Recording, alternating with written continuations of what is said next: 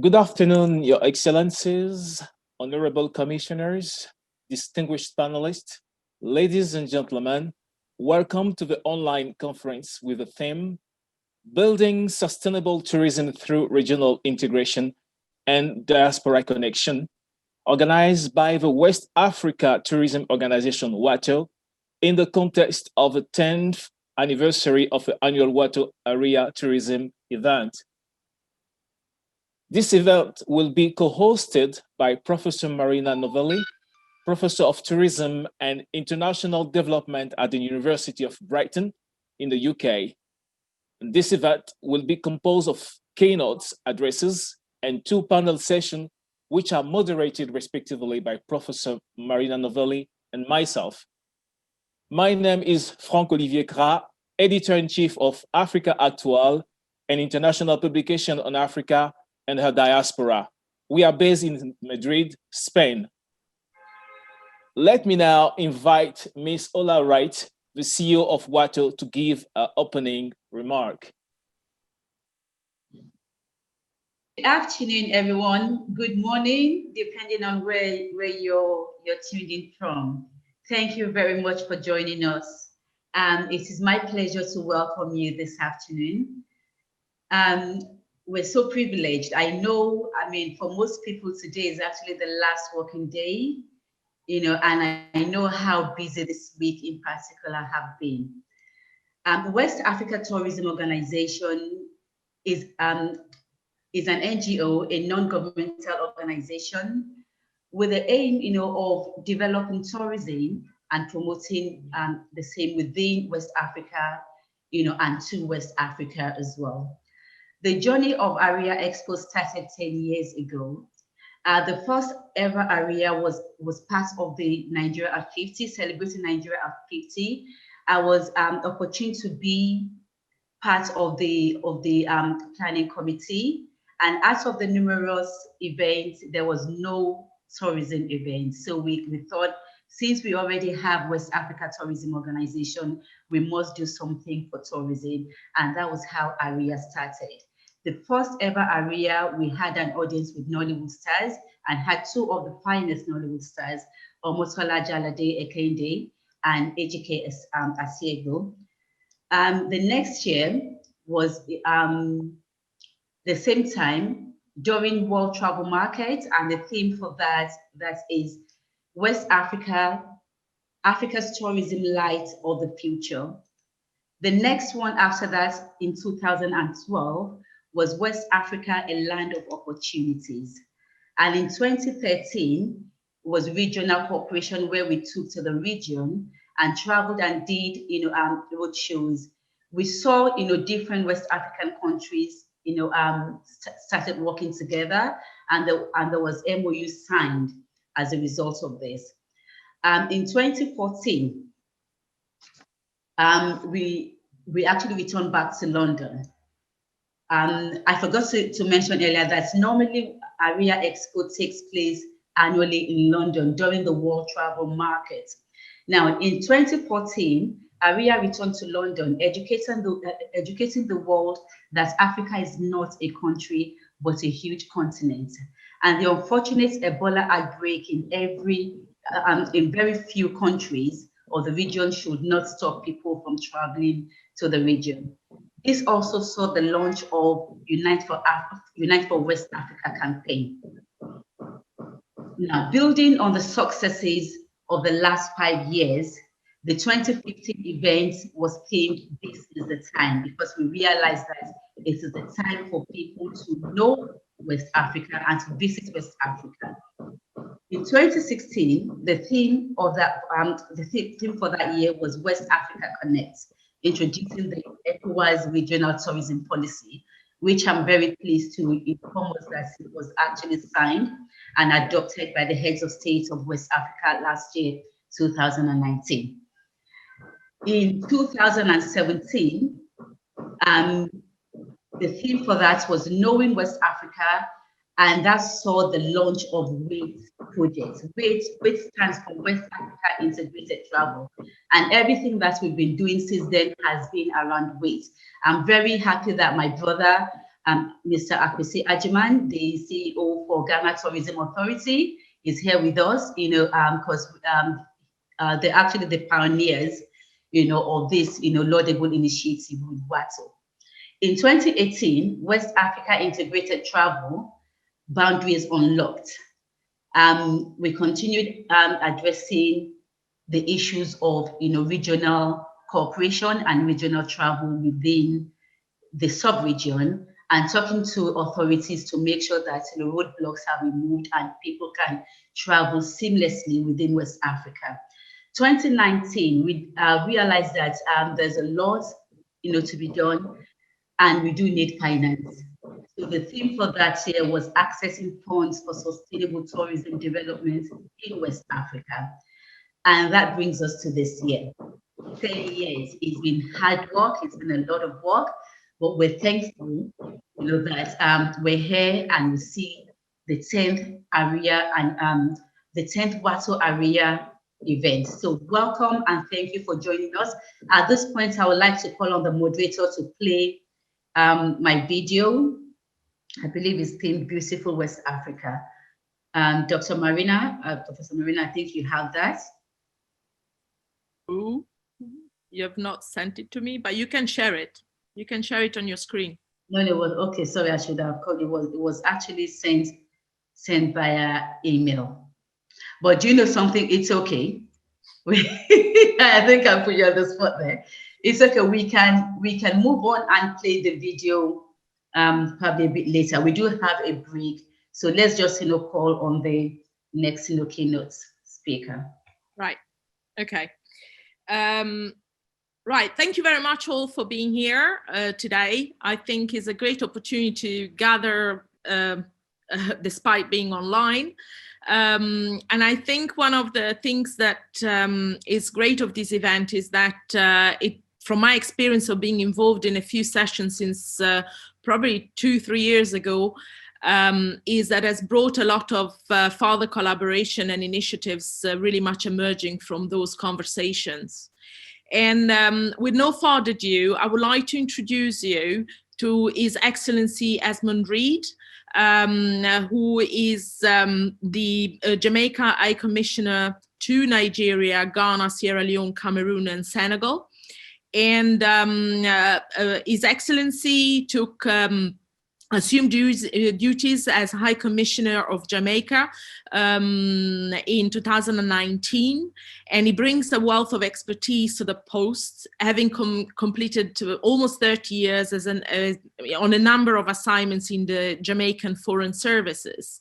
You can agree with me that given the thematic area of this particular era, event, and the importance of diaspora, and particularly the diaspora located in the Caribbean region, his input in this event will be absolutely important, not only to share his wisdom with us, but also to potentially take the conversation forward. So with no further ado, His Excellency, I would like to give you the floor. Thank you, Madam Chair, and good afternoon, everyone. It is certainly a pleasure to be joining you this afternoon from sunny Abuja. It is indeed also good that, thankfully we are not facing too many lockdowns at the moment.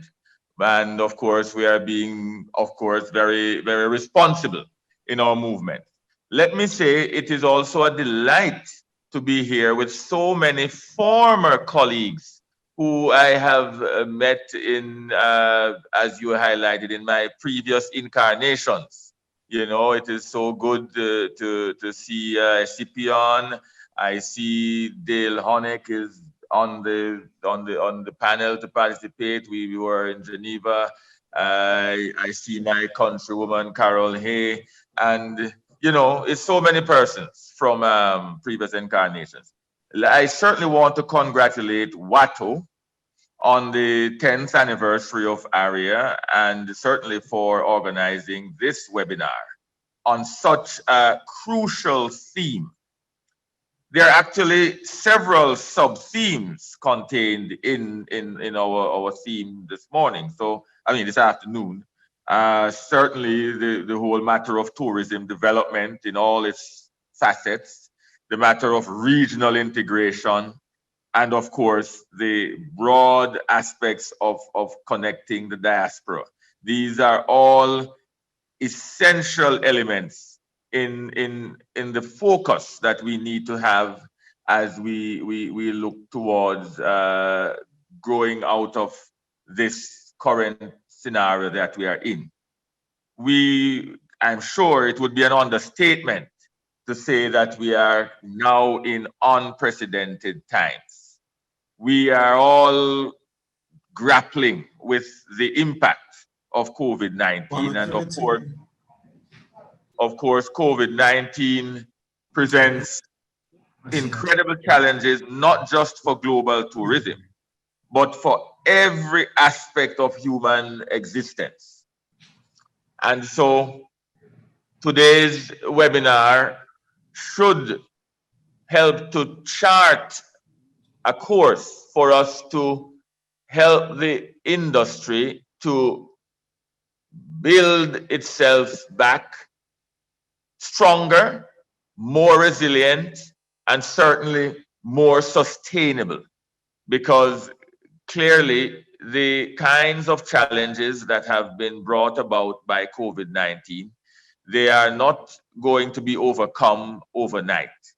And certainly in the context of the discussions we're having, the whole business of regional integration, both intra-regional and inter-regional integration will be fundamental. And so it is indeed important that WATO, as the organization representing West African tourism, is seeking to strengthen relationships with other regions. And of course, the Caribbean is one region where tourism is fundamental to our existence. In fact, for nearly all of the countries in the Caribbean, tourism is the single largest contributor to gross domestic product. In fact, in Jamaica's case, services in general account for over 70% of our GDP. And of course, tourism is the principal contributor to services development. And so here we are facing the pandemic. It is clear that much has been lost by tourism stakeholders at all levels, of course, not just those who are direct stakeholders in terms of airlines, hoteliers, you know, the principal stakeholders, but of course those whose livelihoods depend on the industry. We have seen the impacts that have, you know, resulted in occupancy rates at hotels being well below 30% for most of this year. You know, it has called for greater collaboration on the part of, as I said, bilateral partners and regional partners and multilateral partners. And it is so good to see that various partners from all of those areas are indeed participating in today's webinar. We hope that this will be the start of something stronger and greater. Certainly, I can highlight that in Jamaica's case, we have sought to ensure that the industry has remained functional despite the big blows that have been dealt to it by COVID. In fact, based on the strenuous engagement of the policymakers in Jamaica, we were able to restart the industry from as far back as the 15th of June. And it has been growing by strength to strength. And of course, we have even established a resilient corridor, which places great emphasis on, respecting COVID-19 protocols, and it has enabled visitors to come and to feel safe, even before we were aware that vaccines were likely to become available before the year was out. And so one thing which I'm sure we'll be discussing a lot today is the need for confidence to be restored to the industry. And this is what Jamaica is certainly seeking to play a leadership role in terms of developing confidence for tourists to want to travel and to experience the attractions and all that is available. Of course, I certainly want to highlight the important role that the diaspora can play and has been playing in building bridges of cooperation across different countries and regions. Of course, again, Jamaica can speak extensively to the role. We have long placed emphasis on strengthening diaspora relationships because, of course, Jamaicans are well known for having, even though we are from an island, we consider ourselves global citizens. And so we have long been traveling to live and work in almost every corner of the globe. And of course, at the policy level, we have long established diaspora policy frameworks. In fact, this year we introduced our national diaspora policy, which makes sure that there are strong linkages between the diaspora and every aspect of national development, because we want diaspora to be a part of all that we are seeking to achieve as part of our development agenda. Of course, we have a policy framework where development, we we have a development path, which a 2030 agenda, right? And the diaspora is certainly an integral part of that. And we certainly believe that certainly in a tourism context, we have sought to invite the diaspora to contribute to the rebuilding efforts that are underway. As I said, it is good that we have engaged with WATO, and certainly one initiative that Jamaica has been spearheading, and certainly in my role here and my team and I here in Nigeria, we have launched a very bold initiative, which is actually from next Monday, the 21st of December, we will be launching the first ever direct flight, charter flight from Nigeria to Jamaica, from Lagos to Montego Bay, which is one of our tourism capitals in Jamaica. And this charter flight comes within the scope of the 50th anniversary of the establishment of diplomatic relations between Jamaica and Nigeria. And it also helps to cement the historical ties which exist between West Africa and Africa in general and the Caribbean, which go back well over 400 years. So, there's so much more that I would need to say. I mean, I recognize that initiatives were even started before. Last year, I participated within the context of the Aquaba travel market, which is held annually in Lagos. For the first time, the Caribbean Tourism Organization had a booth there. And so we recognize that bridges are already being built. And so as we look to overcome the immediate challenges, it is important that we utilize the existing relationships and we seek to establish new ones, and that we take on board young people, young professionals in the industry, along with those with more experience, so that together we can benefit from youth, energy, and experience. Let me leave it there, and to certainly wish us all a very productive and constructive afternoon of discussions. Thank you. thank you very much, His Excellency.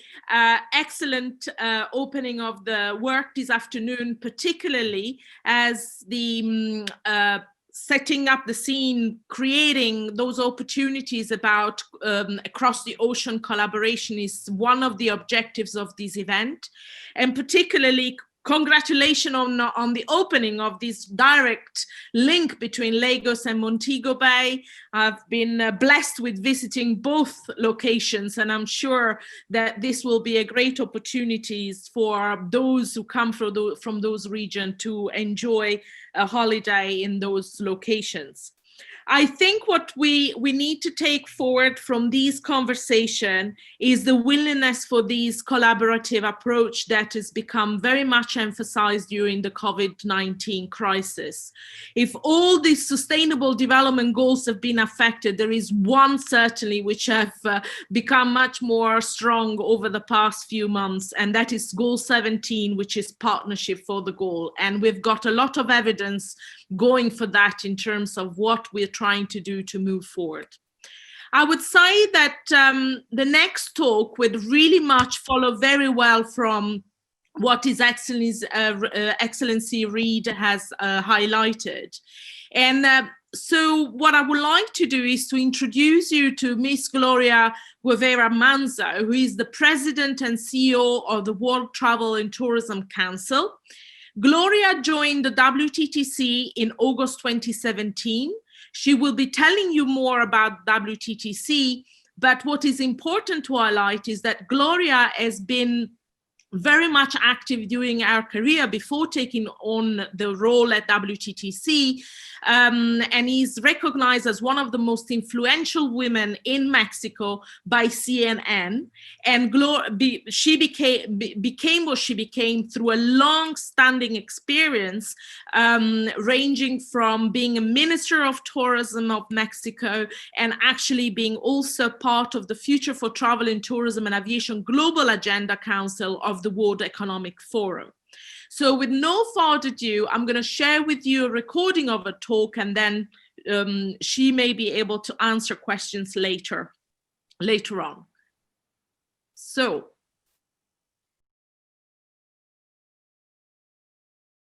Good morning, good afternoon, greetings from London. Thank you very much for inviting me to be part of this very important Expo 2020, Ariya Expo 2020. I want to especially thank His Excellency Esmond Reid that has been invited me from Jamaica High Commissioner. Also, Mr. Oliveira Gomez, Assistant Secretary, Ms. Ola Wright, CEO of WATO, Honorable Commissioner of Tourism and Culture, Lagos State, Nigeria, and the Commissioner also of Tourism and Culture for Nigeria and West Africa Tourism Organization, and all the distinguished guests that are joining us today from governments, private sector, the media, and the industry. WTTC represents the global private sector. Over 200 CEOs from around the world are our members. We represent every single industry from airlines, airports, hotels, cruises, travel companies, and companies that they do business and they are part of the ecosystem as well. These are some of the names and faces of our Executive Council. Chris Naceta currently is our chairman, and we have vice chairs all over the world. And our vice chair for Africa, Manfredi, who's very concerned about the growth of Africa, of course, and he's the owner and chairman of Abercrombie Ken. So besides representing the global private sector, we also do a lot of research. We have quantified for the last 30 years the impact of travel and tourism in 185 countries around the world. That's why we know that travel and tourism contributes to 10% of the global GDP. You will see that these are numbers from 2019, where travel and tourism outpaced the growth of the economy. We grew 40% more, 3.5 versus 2.5. In 2019, also 330 million jobs around the world were the contribution of travel and tourism, which is 1 in 10. You will see in the chart in the bottom that for the last 9 years, the green line means that travel and tourism has outpaced the growth of the economy around the world. What's interesting is 54% are women, 30% are youth, Travel and tourism has helped us to reduce poverty, increase education, and of course, increase culture and the protection of wildlife. Now, what's fascinating when you look at all the jobs created in all the sectors around the world, one in four new jobs were the contribution from travel and tourism. So we not only look at the impact of travel and tourism in the last years, and as I say, in the last 30 years, we have also analyzed the impact of COVID-19. And that's what, unfortunately, we know and we reported early this year. And we estimated 50, then 100. The latest number is almost 143 million jobs globally have been impacted. Yes, 143 million jobs. That's also with an impact of $3.8 trillion or $3,815 billion, because domestic travel is down 33% globally and 65% international travel, which is the worst crisis ever that our sector has suffered. And if we continue with this path, the 143 can increase to 174. So we need to work together to make sure that we avoid this increase in job losses, and we also bring back some of these jobs. Now, besides looking at the economic impact report, we also like to analyze the past, and we do a lot of research. We issued a report late 2019 of 20 years of analysis and 90 different situations that have impacted our sector. From 9/11 to the financial crisis, these 90 crises were developed and analyzed in 4 different groups, from political instability to outbreaks, natural disasters, or terrorism and security. As you can see here, when a crisis and security is managed well, travel and tourism can recover as in a short time frame, equivalent to 2 months or 8 weeks, and the average is 11 months. Political instability, unfortunately, is the mother of all crises. However, outbreaks are the second worst. Now, very important to make sure that we don't make the same mistakes in the past and we learn from those, such as 9/11. It took us longer to recover compared to financial crisis. And what lessons are learned from SARS, Ebola, for instance, or MERS? If we move to the next slide, you will see here the graphics of, as you see on the top left, the last 20 years. The white line is the economy, the green line is the GDP for travel and tourism, and the blue bars are jobs. You will see that there are 2 crises that we had the greatest impact in the world. One was 9/11, which it took us years to recover, and that's where you see that U-shaped recovery. The other one was the financial crisis, that it was the V-shaped recovery. We recovered in 18 months, and that's because the G20 platform helped us to have a coordinated approach, international, among countries, and then with the private sector. We knew exactly how to move forward, and that's why we were able to recover faster. The difference with 9/11 is that we worked in silos. We didn't have the best coordination among countries and not with the private sector. And that's why it took us longer to rebuild trust from the traveler. That's why even before COVID, when you were traveling around the world, the different airports have different protocols for screening and safety. And now we understand and we have come a long way and we are used to, but at the very beginning, those different protocols had a very significant impact, and it took us longer to rebuild trust. And the traveler took longer to come back, and that's what it was very painful, and it was in a U-shaped recovery. Now, if you look at the bottom right, you will see China. And in the case of China, it's interesting because they were able to recover in a V-shaped recovery after the SARS outbreak. And why was that? Because they were able to isolate infected people. And as you will see there, despite that there was not a vaccine, we were able to recover faster. We need to learn from what was done and the communication that they had, and how do we do moving forward in the case of COVID. So the lessons learned are very clear, and that's what WTTC came up with 4 principles. These are the 4 principles that we lay out since very beginning of COVID, and that we have been repeating over and over and over, and where we are engaging with governments or other private sector or their industries, we ask them to support us in these 4. The first one is the international and public and private coordination is crucial, very important. When countries are ready to reopen borders, we need to make sure that they do that in coordination with the private sector. And we need to make sure that no quarantines are implemented and we can reopen borders in the right way, in a safe way, in coordination with the private sector. And usually we recommend testing instead of quarantines, and we recommend exceptions. There are multiple great examples of this private and public coordination. Like, for instance, in the case of the business travelers, they are excluded from quarantines in the EU and in the UK, or the test and release model in the UK, and many others. Very important to learn from what others are doing. But this international coordinated approach is key. And I have to confess, this has been perhaps the most important challenge during this outbreak. We haven't had an ideal coordination among countries to learn from each other, to share best practices, and not even to define clear rules. And that's why we have been impacted the most. The second principle has to do with seamless travel journey. Let's look at the travel experience.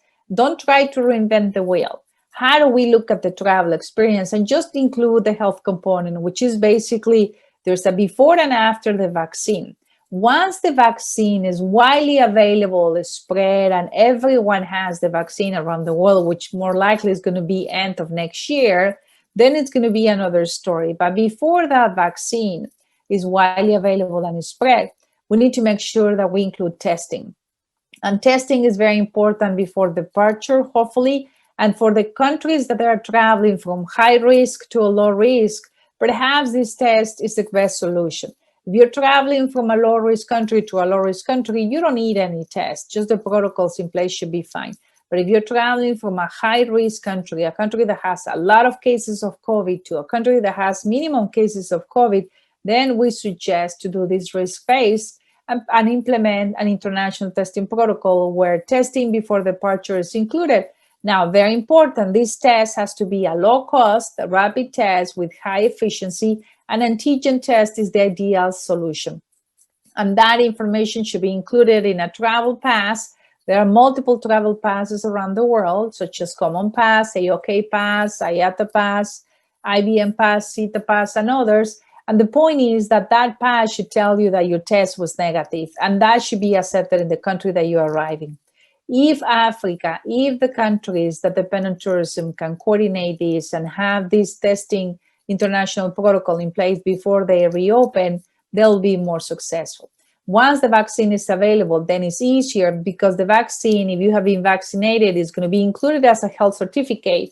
And in that case, then you don't need to follow the protocol, so you don't need to be tested.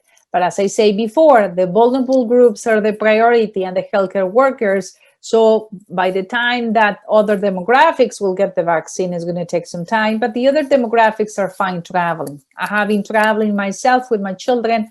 It should be okay as long as we wear the mask and we have the test if we are traveling from a high risk, from a low risk nation, or a high risk to a low risk nation, as I said before. Third one is the protocols. Very important to learn from 9/11 and have exactly the same protocols so that we can rebuild trust. Crucial to rebuild trust from the traveler so that people feel comfortable. If I get into a plane and I have to wear the mask and my second flight is wearing a mask, it's exactly the same protocol. That helps me to rebuild my trust. And that has happened. Same situation, if the protocols are the same in the airports or the hotels, that helps as well. And that's why we at WTTC, we develop these protocols. And the last one, but not the least, is to support from the governments. If we can continue supporting the sector during the recovery, I think we're going to be able to recover faster. So these are the 4 principles that we define for the recovery, where we're engaging and inviting everyone. Now, let me give you a little bit of some examples really quick. The first one has to do with the protocols. In the case of the protocols, if we move to the next slide, you will see that we developed 11 protocols within the private sector.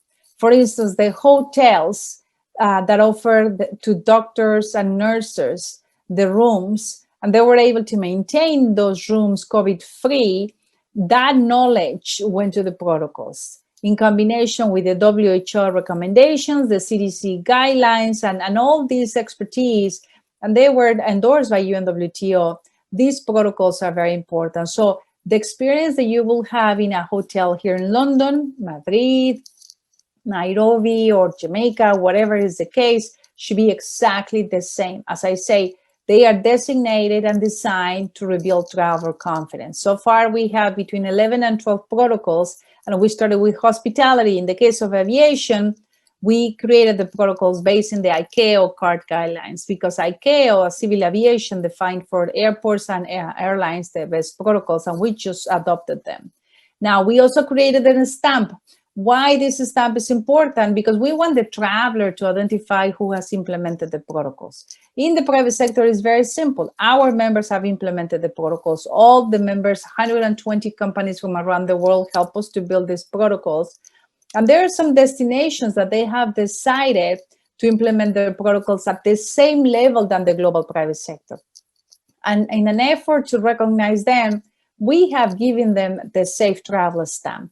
The stamp is the recognition that these countries, more than 60 countries or 220 destinations around the world, they have the same protocols or the same standard as the global private sector.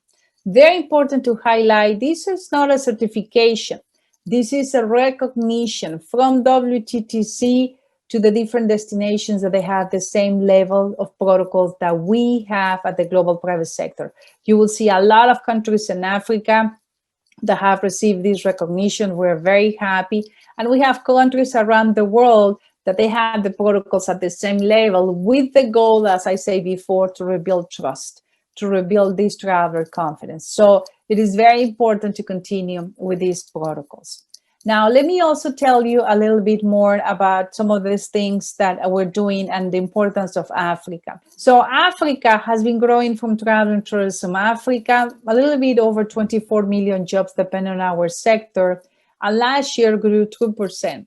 Now, I believe that Africa has an amazing potential, because we have seen a lot of great cases out there, not only in the north of Africa, that is advanced in travel and tourism, like such as Egypt, Morocco, for instance, Tunisia, south of Africa, like South Africa also has been doing a great job, but also countries like Kenya, Ethiopia, Botswana, Rwanda. We have seen an interesting growth in the last years. As I say, a lot of countries are doing fantastic in Africa, and there's a huge potential, a lot of interest to do more. So this is an opportunity here to join forces and to improve the growth moving forward and recover faster. It's still very heavy depending on domestic and not that much in international, or it's almost 50-50. We believe that international should be higher and domestic should continue to grow as well. So the potential is there. Finally, let me just close with two things. The first one is the priority for everyone should be in two lines. One is, what do we need to do to build traveler confidence? Well, I just said before, let's make sure that we implement the protocols. Let's make sure that we all wear the mask. We respect the protocols. Let's make sure that we communicate the right things. If you're flying, for instance, the air in the plane gets sanitized every 2 to 3 minutes. We should communicate more that message. We should gather testimonials of people traveling. A good friend of mine right now, for instance, is in Kenya. He decided to take his family to Kenya for holidays all over from Mexico. And that's unbelievable. This is his first time in Africa, and for sure it's not going to be the last. We should gather testimonials. I asked him to share with me photos and testimonials of his experience that I'm sure is going to be amazing. And like him, there are so many people traveling that we need to make sure that we gather those testimonials to share with others and rebuild traveler confidence. At the same time, we need to do everything possible to remove travel barriers. Let's work with the governments to remove quarantines, open corridors. The corridor, for instance, that they opened recently between Dubai and London, very successful, 2 million reservations in a very short time frame. So these air corridors are very successful.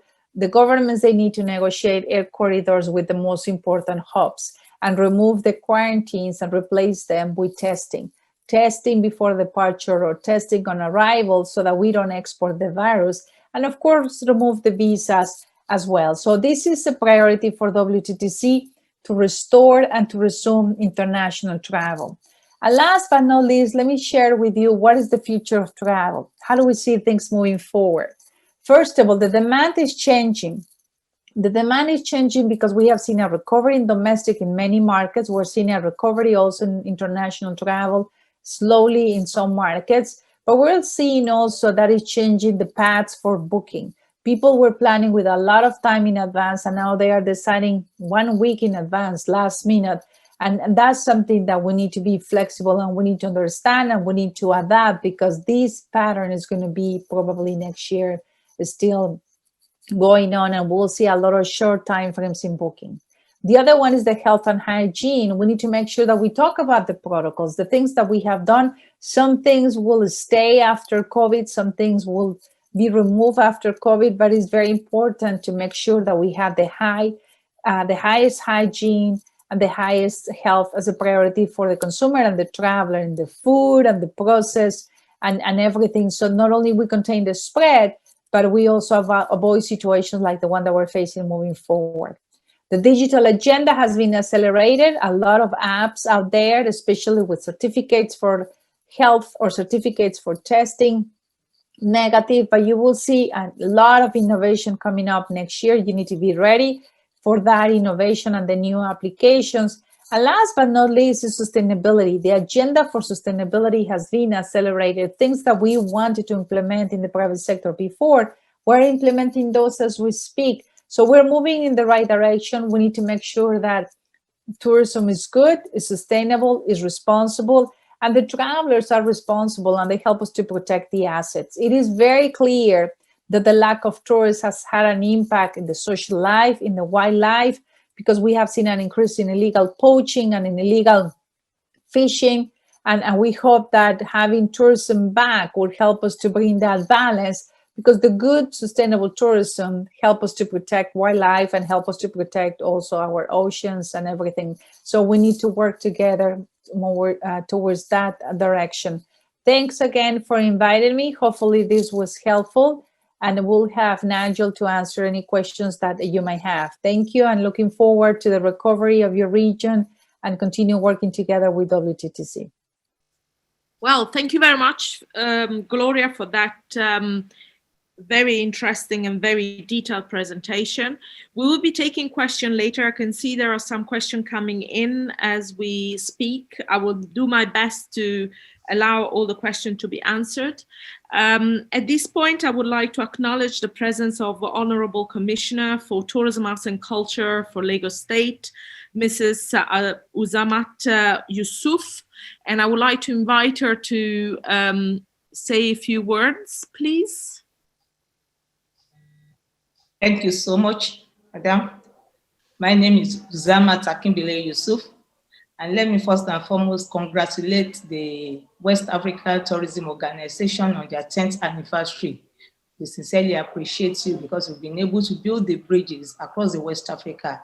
And I'm bringing the greeting from my governor, Mr. Babajide Olusola Sanwo-Olu, to everyone here today that yes, COVID-19 is real. It's doing very well. It's recovering very fast from the COVID-19 virus, because it's been infected a few days ago. So he said I should send this greeting, and we should all be aware that that protocol was indeed we spoke about today at this program. And also my permanent secretary is here, because as I've said earlier, I will be spending just a few minutes. Let me appreciate everybody here today. And just to let you know a few things the Lagos State government has been able to do to reduce the effect of the pandemic in the tourism sector in Lagos State, to be precise. Yes, here is Nigeria, but in Lagos State, I think we're doing beyond every other state. Sorry to my dear brother from Ogun State. We're able to put up the review committee. Immediately, we opened the first lockdown. And from there, Mr. Governor has approved a sum of 1 billion naira to alleviate the effects of COVID-19, to prevent loss of job from the industry. And the money shall be disbursed by the first or second week in January, because many people have actually applied to benefit for that, from that loan. It's going to be a single digit, and they are going to have a moratorium of between 6 to 1 year before the repayment of such of the money can come up. And yes, we are trying as much, because of the COVID-19, to domesticate tourism in Lagos State. We are having so many programs online because of our population. Lagos State has about 27 million residents, and we are trying to see how we can sell our tourism potentials to even the residents within the state and outside the state, I mean within the Nigeria, within this period of the pandemic, so that we can reduce to the barest minimum level on that area. And as well, we have so many potential in Lagos that we can sell to our people out there, especially the Caribbean. We have our waterways that is good for tourism and the beaches around Lagos State. We are trying to see how we can partner with the investors to assist to rebuild all these our waterfronts in Lagos State. I'm working closely with my colleague, the Honorable Commissioner for Waterfront and Infrastructure in the state, and they've been able to get us a good area where we can have our leisure and beaches around our waterfront in Lagos State. Also, we are proposing to have a convention center where we can accommodate over 10,000 people for any event that we're planning, because here today in Nigeria, the only convention center we are having that we use in Lagos State today is Expo Hotel and Suites, and the maximum number that can accommodate easily is just 5,000. But we are planning and proposing to have a convention center that can take as many as 10,000 at a time whenever we are having event that deserve to hold that kind of population. Also, we are planning to have a Nollywood, like we are having in the Los Angeles, the Nollywood, the Vim Village at Ekwe Adrian, but government cannot do it all alone. We have land worth about 100 hectares that have been allocated for this purpose alone. So we are looking for investors that can collaborate with Lagos State government in making sure that all this proposal come to reality. And we have our Akodo Resort Center too, there in Lekki axis of the state, which we want to do to like, is a resort that be in existence, but now it needs to be revamped and have a better for tourism potential in Lagos State. So those are the few things we've been able to put together as government of Lagos State, and also our policy. We have our master plan ready, and that will be presented too by the first quarter of next year to the public, because we believe when we have the master plan, then it can assist to develop tourism in Lagos State faster and better. Also, we have our policy that we are sending to for legislative purposes in our Lagos, in the House of Assembly. So this policy will assist the private sector to develop tourism, their tourism potential faster and better. So these are the few things we've been able to put together in the last few months that I resumed as the commissioner in the Ministry of Tourism, Arts and Culture. Thank you so very much.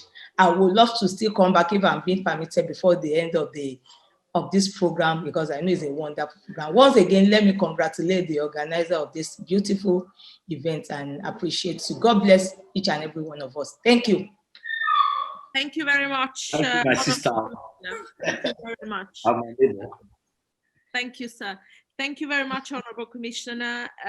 This has been an honor to have you on board today, and thanks for giving us a bit of a highlight of the beauty of the Lagos State that you have got on offer.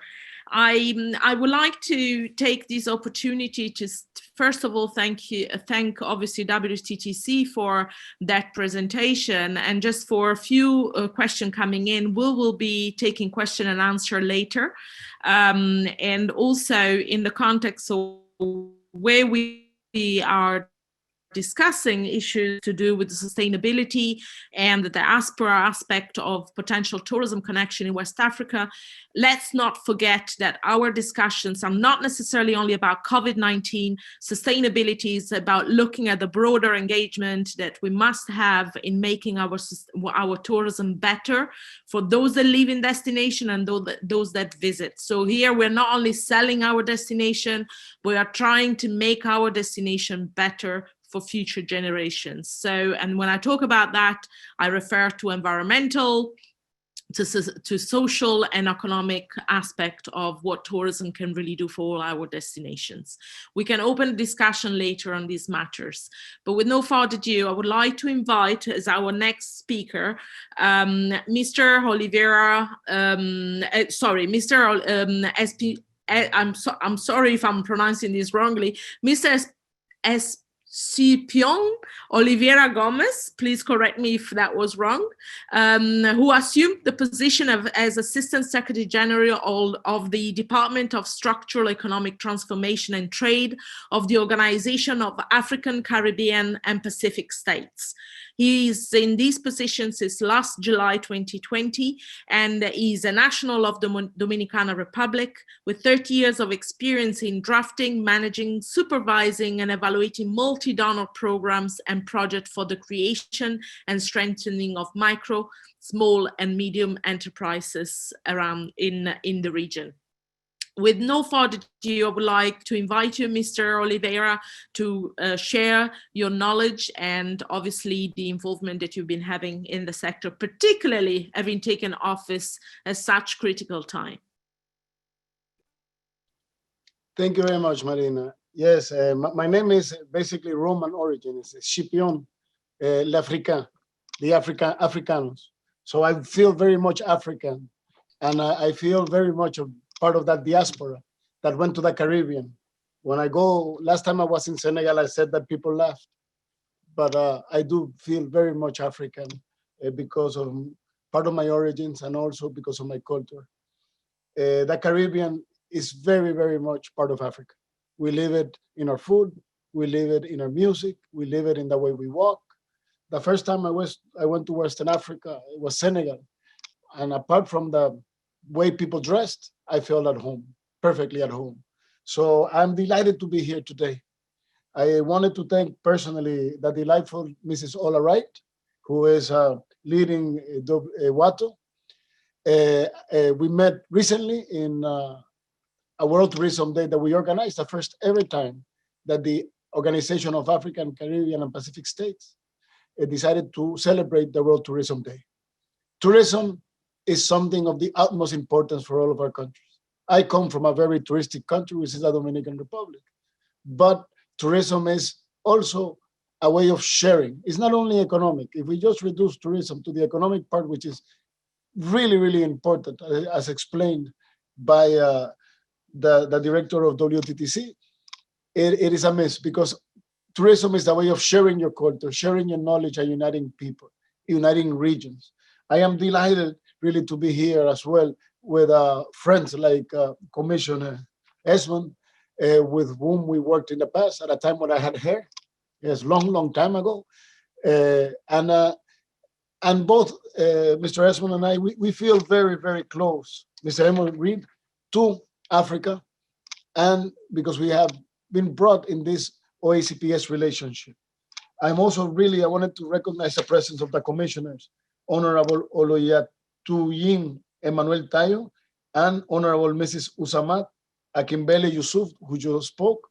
For me, it's an honor to be here with all of you and seeing such a distinguished panel. I've seen that the WTO is there.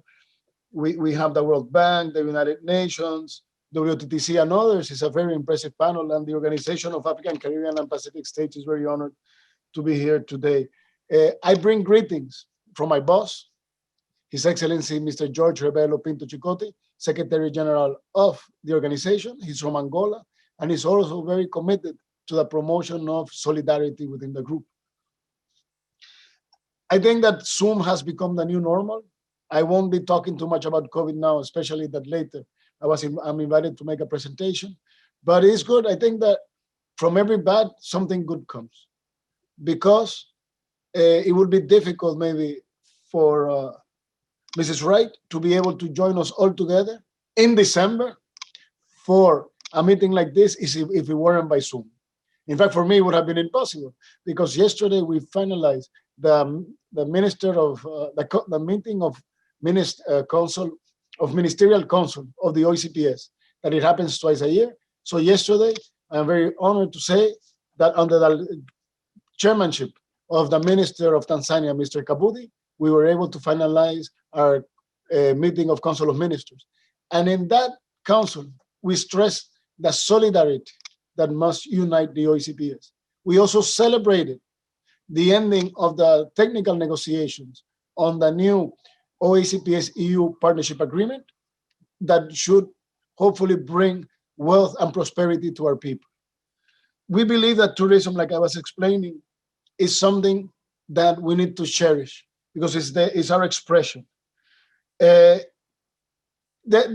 theme today we're talking about two themes. One is regional integration. For me, regional integration is at the core of everything. Regional integration favors multi-destination, which is very important for tourism. It also promotes the integration of the value chains. Something that we at the OECPS were trying to promote is that when a foreigner comes to your country, he should not be, if I have a Scottish man visiting Dominican Republic or Nigeria, if he's drinking whiskey, it's a loss. He's not supposed to be in Scottish whiskey. He could have stayed home for that. He has to drink our drinks. He has to hear our music. He has to use our clothing. And we have to integrate, because what differentiates us, each of us, are similar, but all of us are different. Even within the same country, as big as Nigeria, you do have different regions and different things to offer. You shouldn't be eating the same thing that you ate in your home. So I really do not like a lot of tourists that go to our countries to eat hot dogs and hamburgers. We should be showing them our culinary talent, which is big.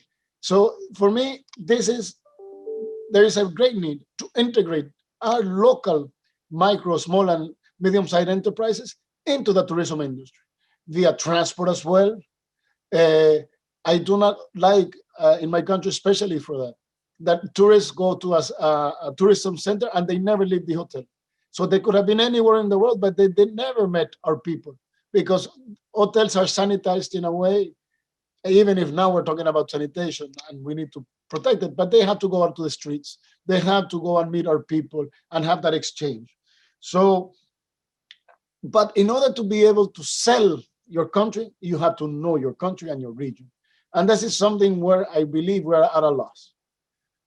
It is excellent. I am very happy that Mr. Reid is in Africa, that Jamaica did really the step and open an office there, and that people are traveling between the old continent and the Caribbean. But we need to do much more. We need to know our own backyards, where is something that we're missing. When we think about travel, we always think about New York, Paris, London. We do not believe that there is beauty in our own backyard. And I do believe this is a consciousness that we have to take. There is incredible beauty, talent in our countries that we need to exploit, and that starts with us. For sometimes I found sad when a foreigner tells me something about my country that I didn't know. I personally did, with my children, we have traveled my country all over, and I have been personally to all my region, and I hope that I can visit all Africa. I am still short. I'm only around 20 countries. And each time I travel to Africa, I do take the time to spend at least one day vacation somewhere. And I have enjoyed really giraffes in Niger, rhinoceros in Botswana, the whole Serengeti in Kenya. So I have been privileged swimming in Mauritius. So I'm really happy and really delighted to be in Africa. With regards to the diaspora, like I said, I do consider myself part of the diaspora.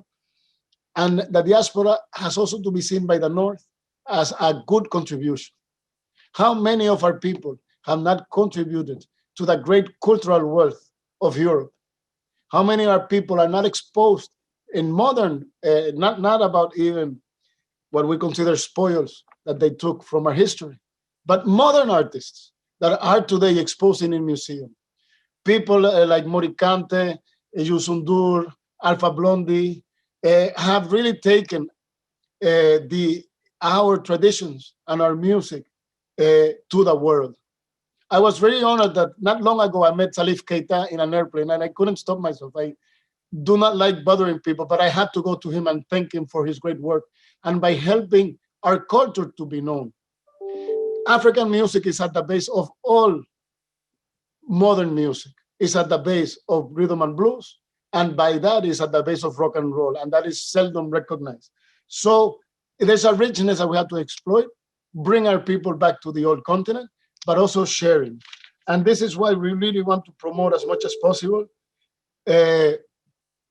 I don't want to take too long because I will also speak later in a panel, but I really just wanted to congratulate the West African Tourist Organization, its CEO, for this initiative. And this is the type of initiative that brings us together. We need to discuss. We need public-private sector partnership is at the utmost importance. People that do not talk to each other, people that do not know each other, believe that they are different. And again, I must say Every time I've been to any OECPS country, either the Pacific or Africa, especially West Africa, but please don't tell that to the other ones, I feel at home. So thank you very much, and really God bless to all. Jere Jeff, at your disposal, and I will be looking forward to intervening more in a panel with my brothers and sisters. And I also wanted to recognize the Caribbean Tourism Organization, which is very important that they're here today. And between maybe the West African Tourism Organization and the Caribbean Tourism Organization, that could be the basis to bring together also the rest of Africa and the Pacific in a common group, pushing for our rights and really positively claiming what is ours. Our countries are beautiful. Our countries are paradises. How many Europeans wouldn't give up an arm or a leg just to wake up looking at our plains or at our oceans or mountains? We have to recognize that we're living in paradise. Unfortunately, yes, paradise has some issues, but well, this is our paradise. We have to keep it. Thank you very much. Thank you very much, Mr. Oliveira. Thank you, thank you. I think you've raised some really important aspect to do with the importance of identifying key resources that sometimes are very much ignored. This is something that very often happens to all of us, having guests in our own countries. And so certainly I've learned in my own travel to see the best places with the local people. And therefore, I mean, in West Africa in particular, has been always the hidden spot that have made a huge difference, and actually have been the beginning of great collaboration and great experiences and great return to the destination. So building relationship becomes fundamental, not only in terms of across the ocean, but also within the destination for both domestic and regional travel, which is another aspect which is fundamental to what WATO is trying to develop. I would like to open the floor for questions. I've seen there are already a couple of questions here available. I would like to answer to a question that has come in, is to do with diaspora finance. And the question is, diaspora finance is a key element of sustainable product development in emerging destination. How important is investment promotion in your diaspora vision for West Africa? Who would like to take this question?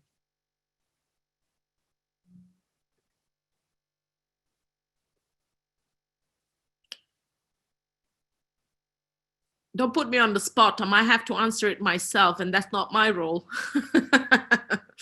Ola, you can answer the question too, because you're obviously aware of the broader setting in which the region operates.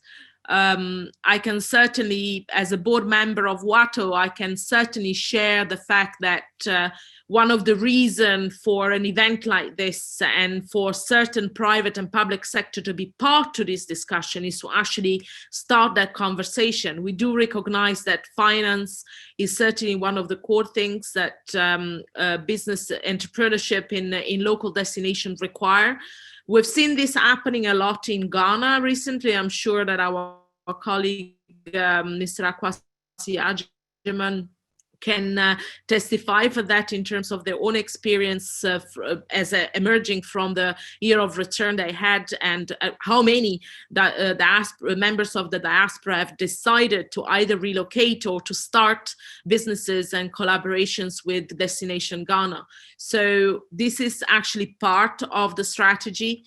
And I suppose in terms of the wider region, the more those relationships are built through connections with organizations such as Mr. Oliveira's, and obviously we had Honorable Reid, obviously being very much involved in a lot of those conversations. That is certainly something that the organization is doing in terms of facilitating that relationship. But please, you know, if there is anybody who would like to add anything, Hola, would you like to add any other potential examples that other countries in the region may be engaging in? You mentioned some times ago Sao Tome and obviously other smaller countries, for instance, dealing with developing product. Yes, I'm not sure if I totally actually caught the question, but it is to do with finance and diaspora. Yeah, and product development. So yeah, well, product development and the role of diaspora finance into facilitating that. Yeah, I think the first key is actually the product development. I think countries and regions and cities need to identify first and actually set, the project, in writing, and actually have a proper, proposal. Going to last year's conference, those were with institutions or institutional finance.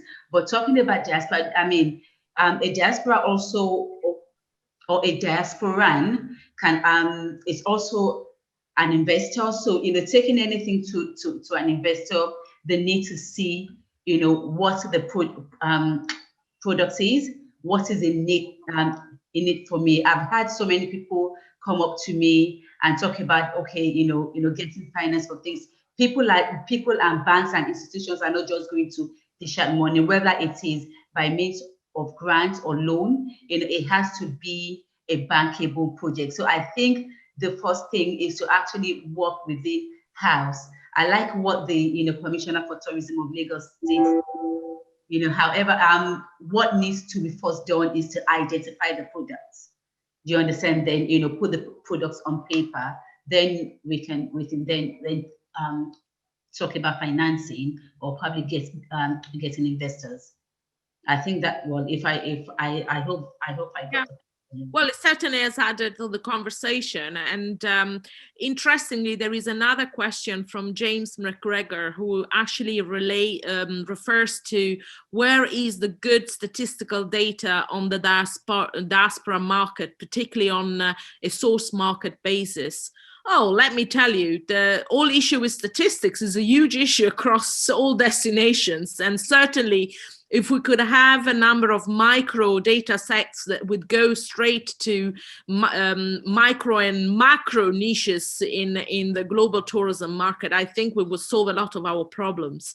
And I wonder whether Nigel from WTTC could contribute anything to do with particular studies that they may have done in terms of specifically looking potentially of how to differentiate markets and things that may help into developing further products in the future.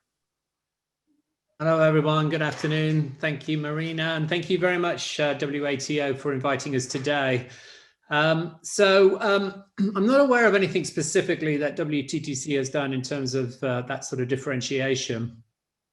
We do produce a lot of data. We produce all of the economic data for jobs, GDP, investment, exports, and we have quite a lot of information in terms of the key source markets for different destinations around the world. So we're very happy to share that information. Gloria shared some of the very sort of high level summary data that we have. We produce that for 185 countries, 25 regions. We also do it for around 80 cities, big tourism cities around the world. And there's quite a lot of information in there, which, as I mentioned, we're very happy to share. We haven't, I don't believe, and by the way, I'm joined by one of my colleagues, Christopher Ibsen, who's going to talk in a while about the Safe Travels initiative. But unless, Chris, you're aware of anything, I'm not aware of anything specifically to do with that sort of product differentiation. I know Gloria has spoken about some of her own experiences when she was the Minister of Tourism for Mexico, and they did focus very much on differentiating the sort of Mexican product to appeal to wider audiences. She's talked about the Pueblos Mágicos initiative, which I think she shared on another African webinar, which I'm very happy to share some specific examples on that as a sort of a case study. I don't know whether that helps, but that's what I would add at this stage. That's perfect, because I think one of the things we need to bear in mind is that this shows also the challenge for large organizations such as WTTC to collect data which are specifically related to a specific context. Yeah. And I can tell you, that in response to that question, there is always a very difficult distinction to be made between the various markets. And the question is very pertinent, because the point is that tourist behavior and tourist motivation to travel to a destination depends very often on where they come from. And that one of the challenges we have got in the African continent and in many of the West African destinations too, is the fact that the product has been developed very primarily for the international. And when I say international, I talk about European market, US market. And so now that we are pushed to shift towards regional markets or diaspora market, very often the challenge is how we're going to redesign some of those aspects, because not everybody from those new market or new emerging market may be interested in that particular context that is very well packaged at the moment. So I suppose the difficulty is very much linked to how to develop this level of discussion. Now, I can see Mr. Jason McGregor has given us some statistics, which great. I mean, these are generic statistics, which are from 8 years ago. And I mean, if you only look at in the particular context of, you can read the chat if you are a participant. I suppose you wanted to help me with this, but unfortunately, I must say that statistics that are unfortunately from that far behind in the context of a very evolving diasporic movement across the world may just not be as relevant as we want. It's a good base, but certainly is a call for more research to be done in these particular contexts. And certainly we need to differentiate also on the diaspora based in different parts of the world. You're looking at the United States in these particular statistics you're referring to here, Canada. And again, that is, for instance, some of the focus that have many of the West African market looking at the year of return or tourism related to slave trade, heritage, for instance, have been looking at. So it indeed is one of the points that we need to consider. I need to be aware of the timing, and obviously we are in a context where we need to be very careful in making sure we keep up to the time. So we are, of course, beyond our schedule, because we would not have expected otherwise. So I'm going to give literally 5 minutes to people to stretch, and obviously a very short comfort break. But please do come back as soon as you can. In the meantime, I will be sharing a video which is to do with the West African destination. So if you just stretch, get yourself a coffee or a glass of water if you're in a hot country, and I will be sharing the video with you so that we can repair to the mistake I did at the beginning, not seeing the email from Mrs. Wright earlier today. Let me just do this. Not easy, let me tell you.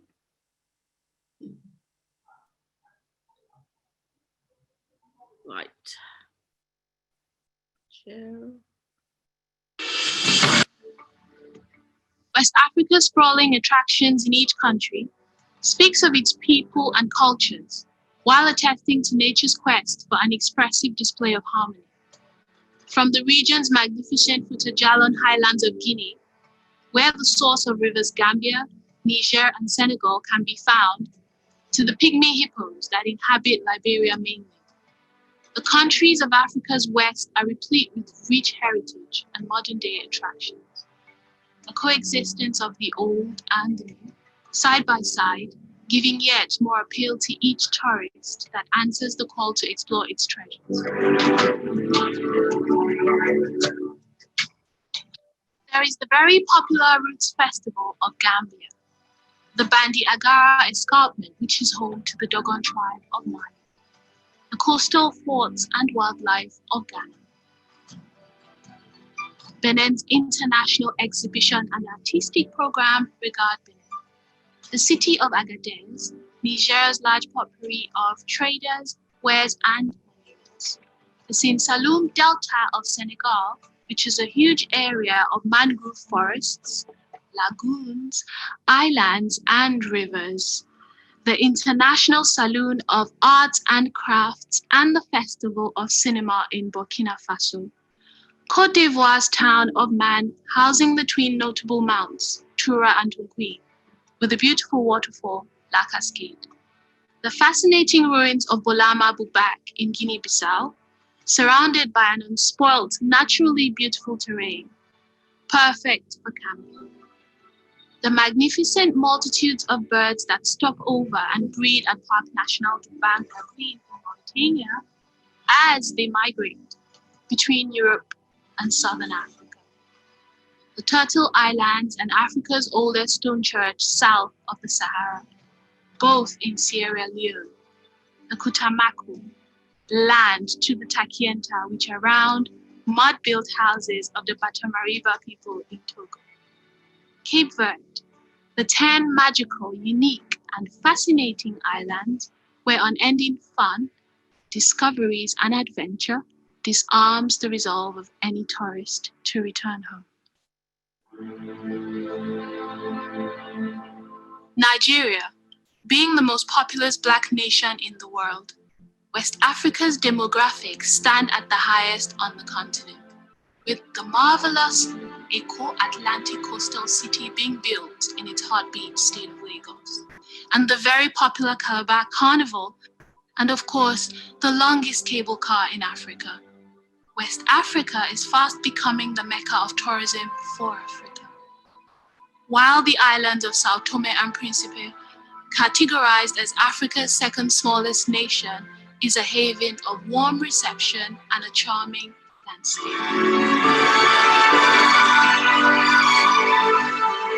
West Africa Tourism Organization is calling for stronger regional cooperation and increased partnerships as means to build a stronger brand value for West Africa.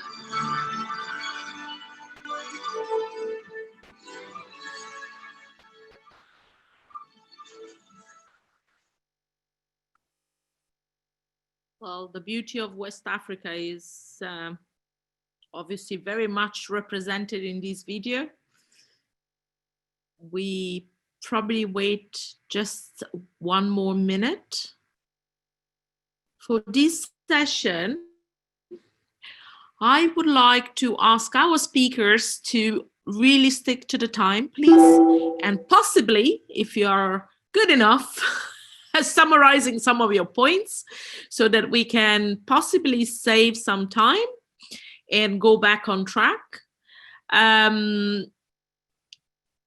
So we are there with a 5 minutes break, and the first person of our panel, which is going to be basically sharing expert perspective on some of the issues related to the topic of this particular event today. Again, supporting sustainable tourism and diaspora connection in West Africa and for West Africa. And of course, the first speaker to present today on this panel will be Mr. Dale Honeck. Dale has been a senior counselor in what is now the World Trade Organization Trade in Services and Investment Division since 1997 and was promoted to the senior counselor level in 2002. His World Trade Organization responsibilities include issues related to tourism services, professional services, services aspect of WTO accession issues, and conducting technical assistance. From March 1992 to June 1997, he was an analyst at the Trade Policy Review Division. So a long-lasting involvement in a lot of trade issues related to our beautiful sector. And no doubt you will have seen many challenges such as the one we are facing today. So with no further ado, Dale, I would like to give you the floor. Thank you, Marina. Let's see, get this, there we go, and slide share.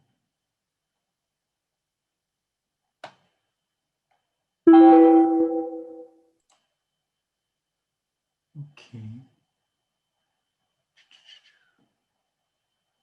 That's perfect, we can see it. Oh, sorry. Although we can see your presentation frame, so you would have to do a presentation without your viewer. Okay. If you've got the setting. I don't. That's okay, we can still see it. More slideshow options. How's that? There we go. Yeah, Okay. perfect. Can everyone hear me? Yes, So, perfect. Okay. Hello, everyone. I'm very pleased to join this webinar today. When I think about the current challenges and future opportunities in tourism, 4 words keep coming to mind. These are what I call tourism's 4 C's: complexity, coordination, creativity, and cooperation. First, however, we need to put this in context. I would strongly argue that currently, tourism's main policy priorities are protecting lives and livelihoods, taking the time to reflect, using the current slowdown productively. And there's a nice quotation here that talks about restoring and renewing things, relationships, and giving our environment time to restore. And then the goal, of course, is rebuilding and restructuring sustainably. And the important thing here is that these policy priorities are overlapping. It's not one after another to be done. It's all these things are happening simultaneously. So my first C is complexity. And here's a nice quote that I found saying that sustainable tourism is a complex puzzle with lots of moving parts. And when you add in regenerative issues, principles, it's even more complex. And when we think about our current situation, lockdown 2.0 or 3.0, depending on where you are, the differences are quite extreme worldwide. And just overall, not only within countries, but also within regions, tourism is incredibly complex. You have so many economic, social, environmental, cultural linkages, and all of these are working together. And the responses to COVID cannot be the same for everyone. They have to be adapted to the specific characteristics of the tourism destination, of each destination, and multiple characteristics for different destinations in different countries. And then we've also got to think about the ongoing climate and biodiversity crises. So, when my second C is coordination. And I think you've probably seen this chart of the tourism value chain, the travel and tourism value chain. And there are so many links, and they all need to work to be successful in tourism. And so this coordination requires close work at not only the international, but regional, national, community levels. And it is this complexity that makes everything so difficult. Yet we are making progress. COVID has forced us to work together in a way we perhaps really haven't done before. Trade ministries are now talking more closely to tourism ministries and the commerce ministries and the immigration authorities, because they all realize the issues that are at stake. So, my third C is creativity. Obviously, it's extremely important in the current situation. And it's not just about virtual reality. It's also low tech. Things like emphasizing local and regional tourism rather than the former focus on international tourism. So, and again, this creativity is needed at all aspects of the tourism priorities, at all levels of the tourism value chain. And everyone needs to contribute. There's so many ideas that people have that need to be used. So my fourth C, and I think Marina is going to be very proud of my timekeeping, is cooperation.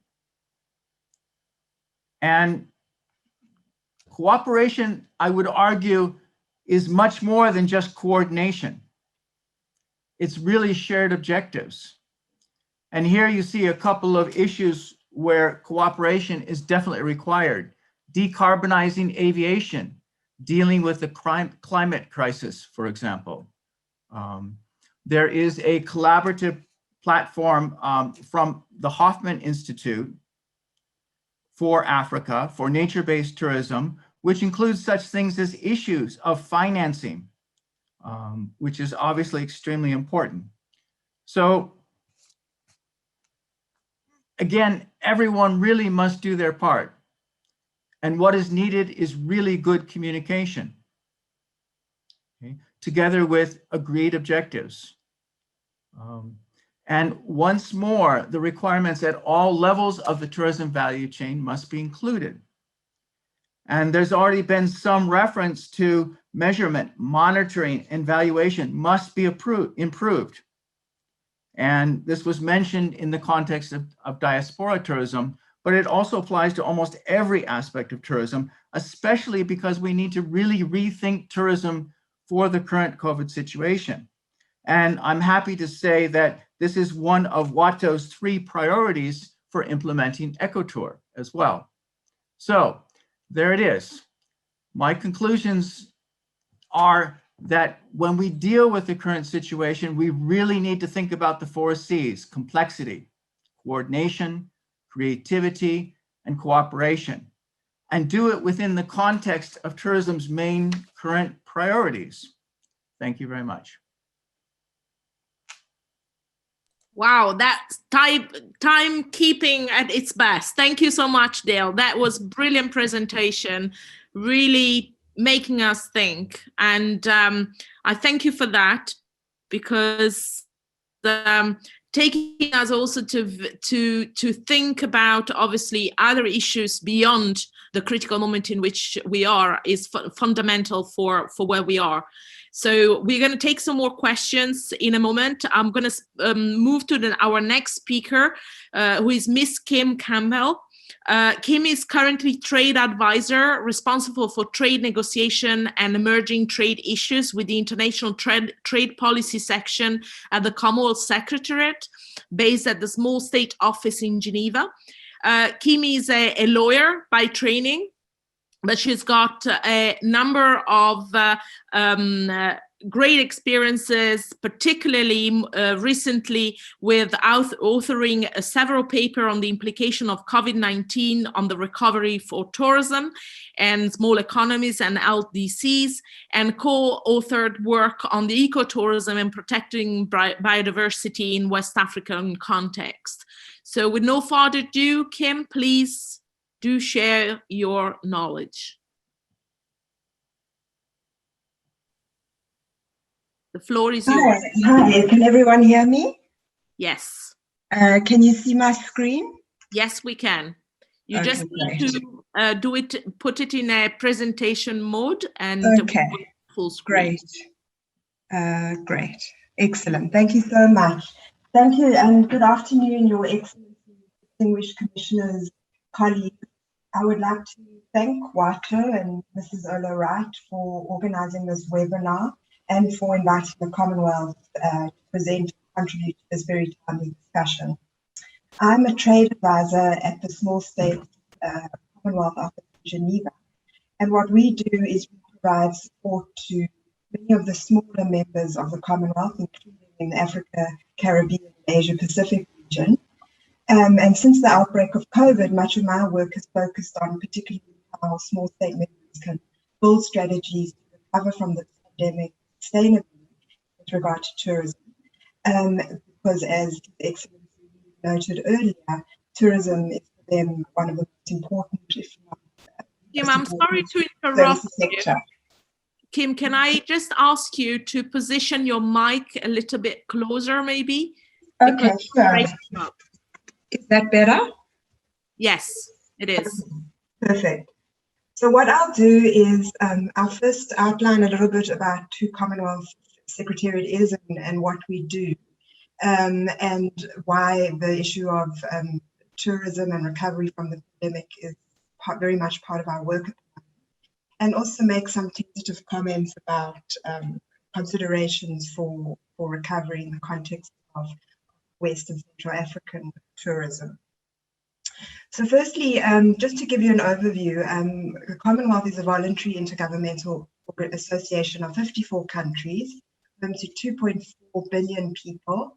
It includes both advanced economies, developing countries, 14 LDCs, and 32 Commonwealth small states, which are designated according to Commonwealth criteria. 5 of those Commonwealth countries fall within the WATO membership. There is one who would, under the WATO membership, that would qualify as small, that's the Gambia, and 2 LDC, that would be Gambia and Sierra Leone. So basically a little bit about what we do. We support member governments collaborating with partners really to advance Commonwealth members' interests globally with the focus on democracy, peace, prosperity, protecting the environment, etc. And I've listed there the key thematic functions, for our areas of focus, which really cut across most areas relating to good governance, championing gender, youth empowerment, rule of law, and of course economic development, which is where tourism sits. And we deliver our programs via various modalities, including through our convening power and advocacy for our members on key issues, research and analytical support, and providing policy recommendations and guidelines and advice, in-country technical assistance on the ground and capacity building, as well as through technical assistance platforms and developing networks and connectivity amongst our members. I've listed here some of the previous work we've done on tourism, which has mainly been analytical and research oriented, but obviously this has come to the fore most recently with the COVID-19 pandemic, and really, as I've said, focusing on how countries can build back better. So in the interest of time, I'm not going to spend too much time on our past work, but really focus on the most recent work. And our main modality of delivery, as I said, during COVID has been holding and participating in webinars such as this, to look at what Commonwealth members are doing to recover from the impact of the COVID pandemic, including in the tourism sectors. And then more, we stepped up our policy-related and analytical work around the impacts, consequences on the tourism sector of our members. So I'm going to just shoot to this slide, which focuses on the sustainable tourism recovery measures taken by our Commonwealth member states to mitigate as well as recover their tourism sectors. And as we've heard, all countries around the world have started to implement these various strategies based on guiding recommendations and policies by WTT, as we heard today. And two broad categories of measures are discernible: short-term immediate crisis management responses, including stimulus and relief packages, and second, measures that focus on more long-term resilience and recovery of the sector. So for many of our members, especially the smaller members and LDC, stimulus packages have a finite and partial impact. Many of them don't have the resources to provide stimulus packages, but they have to. They cannot rely on these types of packages, so they have to focus on basically reactivating sectors, building sustainable strategies for the mid to long term. And this is a survivalist issue for many of them, as I've mentioned. So as I mentioned, I've done a few papers and research on sustainable and resilient recovery strategies, including one with Dale, which is very relevant to the West African context. And I'm just going to lift out a few from the analysis of the Commonwealth states, what types of successful or positive strategies they are deploying to recover from COVID. On the supply side, governments the ones are successful are deploying a whole of sector coordinated approach, and Dale spoke about his 3 C's, which basically builds policy coherence not only between government ministries but also within the private sector when it comes to implementing responses on the ground. And one example in Jamaica in the Caribbean, where Global Tourism Resilience and Crisis Management Center very early in the pandemic activated response and recovery initiatives, and this center was really precipitated by the lesson learned from previous serial climatic and natural disaster crises in the region. And it incorporates private, public, civil society and academia to really drive the recovery of tourism, not only in Jamaica, but elsewhere in the region post-COVID. And then a second supply side area is regional cooperation, harmonization, which I'm going to speak about more in the West African context, but obviously harmonizing regional recovery efforts spurs economies of scale, and obviously has much better long-term impact in terms of recovery and being resilient towards not only this pandemic, but future pandemic. And then the next, on the demand side, governments have implemented a variety of recovery strategies, including nurturing the development of domestic staycations, inter-regional tourism, establishing cross-border travel corridors, rolling out comprehensive travel health and safety protocols, as we heard earlier today, and basically to prepare for when markets reopen and border restrictions ease. I will the webinar, but it's okay. Another strategy that has proved quite innovative, which I've chosen to highlight in this slide, is employing virtual tourism and digital strategies.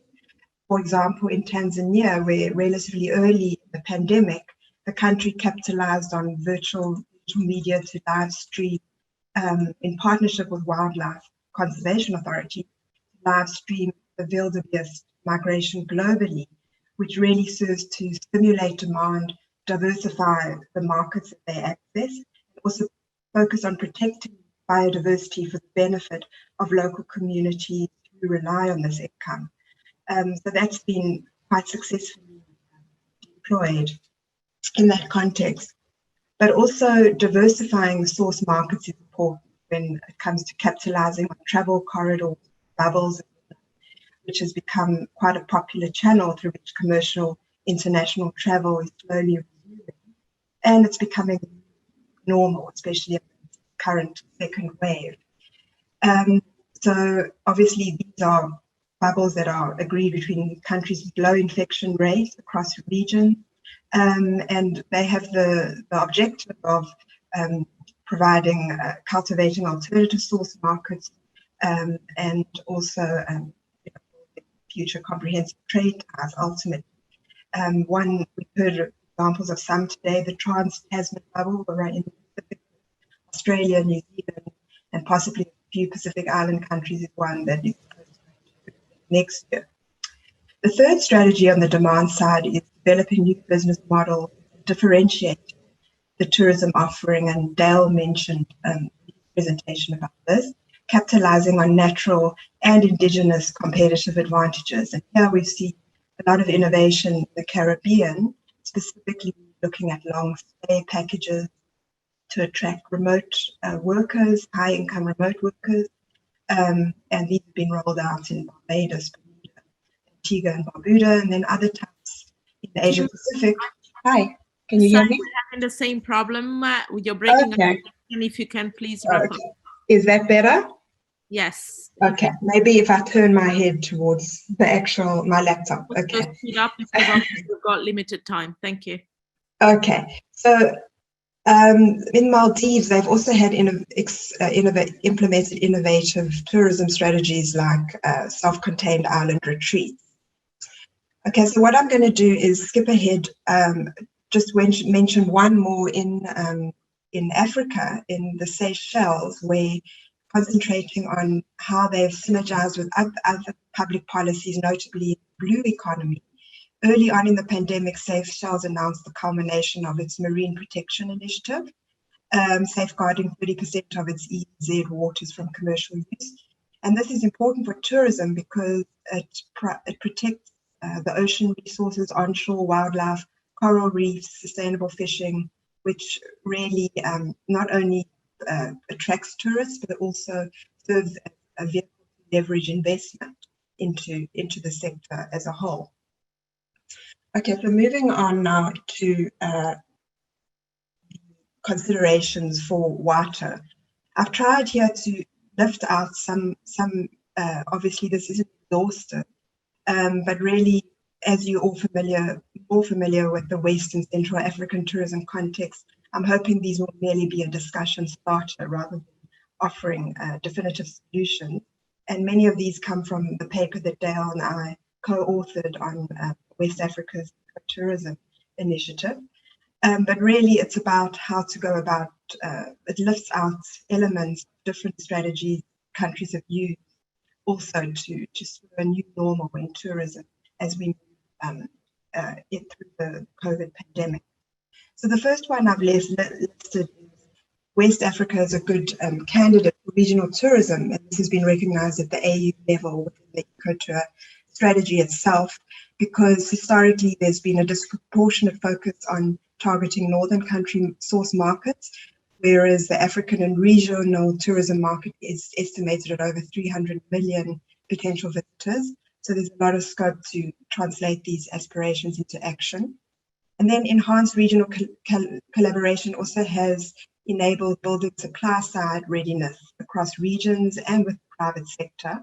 And this has the advantage of improving air and land transport links, rolling out COVID health and safety protocols, developing hospitality training centers, and upgrading sector-specific skills. This can help the region as a whole because it can then be a test case for the region's preparedness and competitiveness when international markets do eventually open up again. So we've heard that it's important to unblock access to regional transport routes to facilitate this cross-border tourism, and also encourage countries to create multi-destination packages, which essentially aim to keep tourists in the region for longer.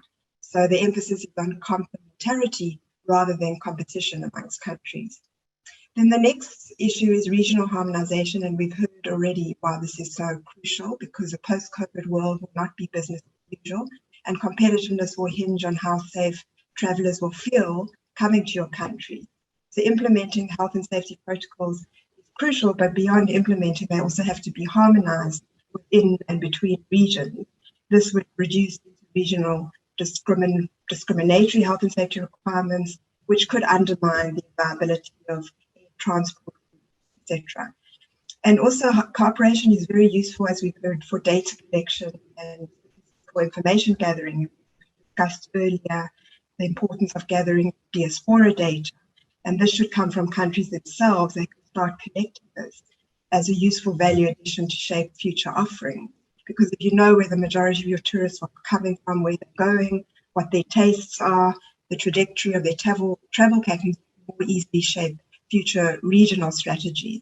Kim, you really need to wrap up now. I'm sorry. This is the worst job ever, but Okay. Oh, I thought because we're running so overtime, I'd have some more time, but no problem. So basically, those are I'll wrap up, but diversification, differentiation is very important. Focusing also on, because there are such a low levels of cases and fatalities in the region, this could be a competitive advantage. We've mentioned ecotourism as creating a pathway to diversify, but also to prevent future pandemics by basically advocating for wildlife protection, as Gabera mentioned earlier. And the digital strategies can showcase these biodiversity solutions. And then finally, regional and domestic linkages. This is quite important because in the West African context, the package booking distribution channel is entrenched, and the region loses a lot of money through leakage of revenues and global foreign tour operators and lead firms, which reduces local and regional linkages. Here, I think it's important to build linkages with the agriculture sector, other productive sectors, creative industries, etc., throughout, as some other regions in Southern Africa have done, to capture the value add locally and really build linkages with community tourism as well as with informal sector, including women and the youth. So that's a very important strategy as you reset your tourism strategies going forward, and it would also build supply side resilience and self-reliance to buttress against further future pandemics. There have been very good examples of this in Jamaica with their supplier linkages program, which was in place even before COVID, but it's really helping to build the tourism sector sustainably. So I think I'll end there, but thank you very much for your time. I might have to leave soon due to another meeting, but I'll do my best to stay around. So thank you very much. Thank you, Kim. And again, apologies for having to call the time, but unfortunately we have got only 10 minutes for each speaker. But your presentation was really interesting, particularly as it highlights what you already have been doing in collaboration with Dale, and obviously some of the key issues related to the current scenarios we are obviously playing with.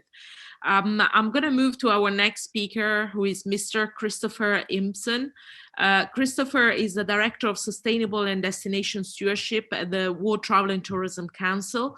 He is responsible for ensuring that WTTC and its members work with destinations to promote sustainable and inclusive growth that contributes positively to communities, natural ecosystems, and cultural heritage. So, Christopher, if you can join us, that would be great. Hello, good afternoon, everybody. The great news is, in my case, is that my boss, Gloria, has actually perfectly covered everything. So I could essentially just sit here and answer questions. I think in other circumstances that would have been complicated for me to fill in the time, but in this case, I can cut out most of it. But I will just give a little bit of a summary of the stamp. Leading into the question session. So let me just find the PowerPoint. Let me also, if you don't mind, I have very patchy internet. So just to prevent everything from collapsing, I might try to turn off my camera just for this. That's fine. Do you see the presentation? We do, Chris, yes. Yes, we can. Okay, great. So, yeah, again, good afternoon, and thank you to WTAO and Ola for the invitation. It's a pleasure to be here with all of you, albeit virtually, and to have this opportunity to share with you some information on our safe travels protocols and the STAMP initiative.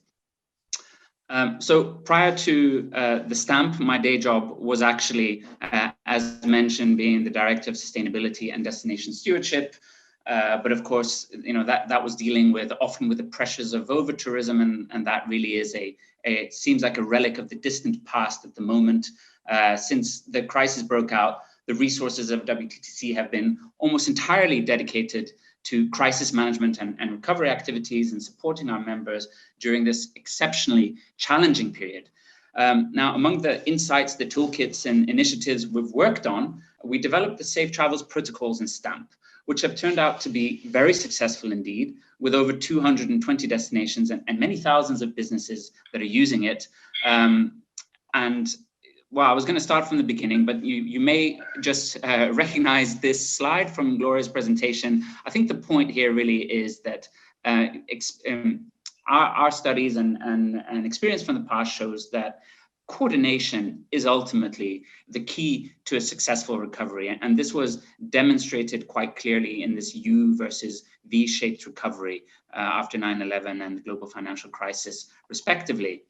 So this need for greater collaboration and coordination was recognized by Saudi Arabia, who under its presidency of the G20 asked the travel and tourism private sector to put together a plan to support the recovery of the sector and bring back 100 million jobs. And the first action of the 24-point plan was to implement standardized global health and safety protocols across all industries and geographies to facilitate a consistent and safe travel experience. So indeed, this is globally recognized as a vital component of recovery. So as COVID gripped us all, WTTC acted quickly to produce new global protocols for travel and tourism stakeholders as best practice guidelines to help restart this and speed up the recovery of the sector. So they are designed basically, one, to rebuild confidence, and two, to provide consistency and guidance. The protocols were developed in collaboration with WTTC members, as well as leading industry associations and international organizations, and they take into account the current guidelines of WHO and CDC. And very importantly, they are living documents, which are updated as new information becomes available about COVID-19. So today, WTTC has launched protocols for 11 key travel and tourism industries, namely hospitality, outdoor retail, aviation, airports, tour operators, short-term rental industry, attractions, car rental, convention centers, meetings and events, insurance, and most recently adventure tourism. So really quite a wide cross-section of travel and tourism. Now, the process for obtaining the stamp, and I saw a question on this in the Q&A, it's quite simple. And to be honest, the best place to get information on that is our website. That is the one repository of information that we have on the stamp, and it details all of this quite clearly. But basically, any public destination authority that wishes to use the stamp can apply directly to WTTC. We then just verify the protocols that you submit to make sure that they are aligned with ours. And once this has been done, the destination can have access to the stamp. Importantly, those destination authorities, those public authorities, then have the opportunity and the responsibility to also issue the stamp to their own stakeholders, which can include subsidiary public authorities like DMOs, provincial governments and municipalities, as well as their private sector. And they, of course, need to ensure that these stakeholders also adhere to the protocols and the Safe Travels terms and conditions. So we now have many destinations that have issued the stamp widely among their constituents. And just to take one example, we have Argentina, which has brought 22 further provinces and municipalities on board. And of course, a very significant number of companies, although I don't have the precise number for that.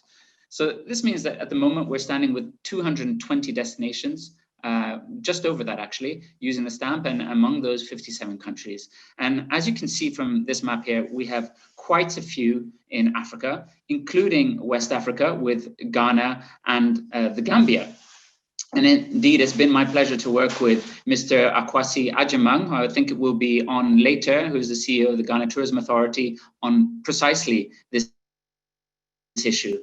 The capital letters here denote when the national level authority has the stamp, and the small letters denote when the national authority isn't on board, but provinces and cities are, which, for example, is the case with South Africa. But in short, I would say that the stamp's success demonstrates its importance not only to destinations and businesses, but also to travelers and the hundreds of millions of people around the world who work in and depend on the travel and tourism sector. Thank you. Thank you so much, Chris.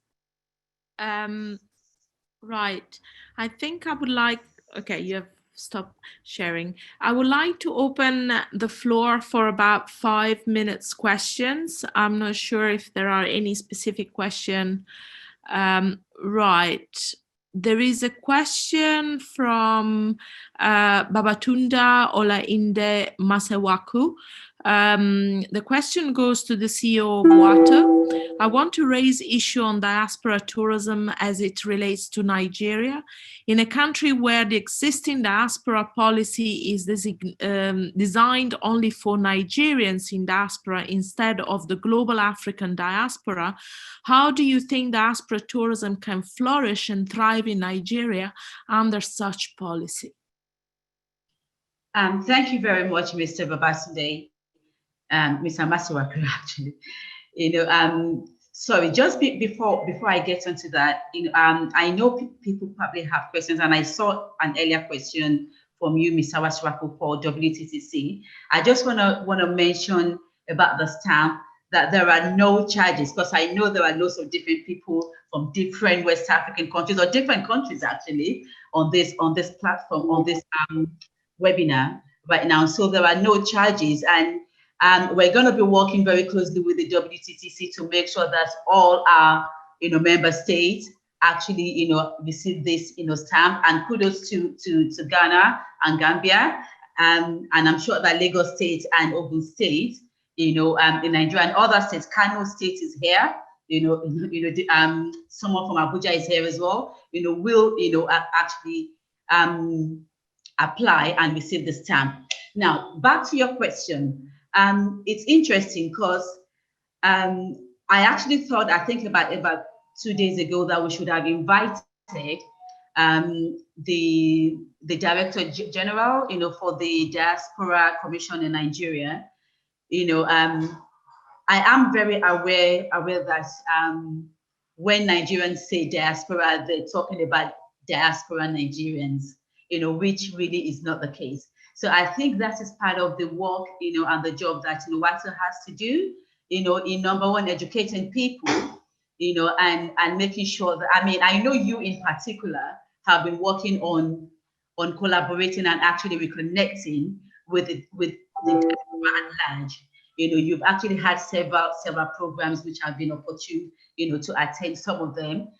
So these are the things that we need to do. And it's a great thing because you are actually the permanent secretary for the Ministry of Tourism in Lagos State. So you are in a very good position to, to actually make that change. So we're going to be working with you closely. His Excellency mentioned earlier of the new developments with the direct flight. Carol is here and will actually be talking shortly. So you will actually hear on the importance of reconnecting with the diaspora. And when we talk about diaspora, not diaspora Nigerian or diaspora Ghanaian, we're talking about diaspora as in African diaspora. So, well, in a nutshell, Black people all around the world, or whatever people all around the world. So, yeah, so I think it's actually about educating, people, and you are actually in a good position, and we'll work together on that. Okay, is there any other question? Because unfortunately, there are two sets of a platform that I'm trying to monitor. The question session have been also written in the chat, which is a bit difficult to kind of spot. That's why I missed that question. But just to conclude on this session, if there are no other questions, I would want to say thank you so much for your contribution to all the keynote speakers, the speakers obviously representing your international, national, and regional institution. I think it's been extremely informative. I've seen there are a number of people which have been asking for information about the presentations and things. There are recording taking place at the moment, so I'm sure that Ola will be able to share some further information with those of you who may wish to have further information. I'm going to give you 1 more minute for any more questions, and then we are going to conclude this session here. Marina, I saw, I think someone raised their hand earlier. Actually, I'm not sure if they're still there. Actually, I think is actually.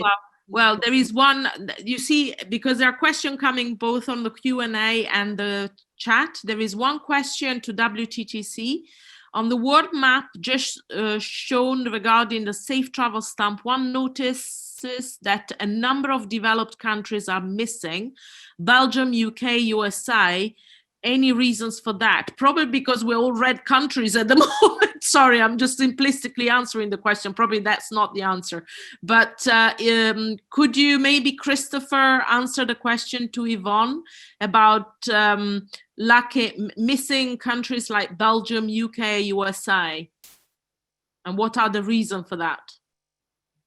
Well, I can't speak specifically to the reasons. It might be that they have other priorities in mind. It might be the epidemiological situation, and they consider that it's not the right moment. But I think that it's important to emphasize again that the protocols do not designate the amount of, they do not identify the amount of COVID in a destination. They simply are a reflection that one's protocols are aligned with globally agreed upon protocols.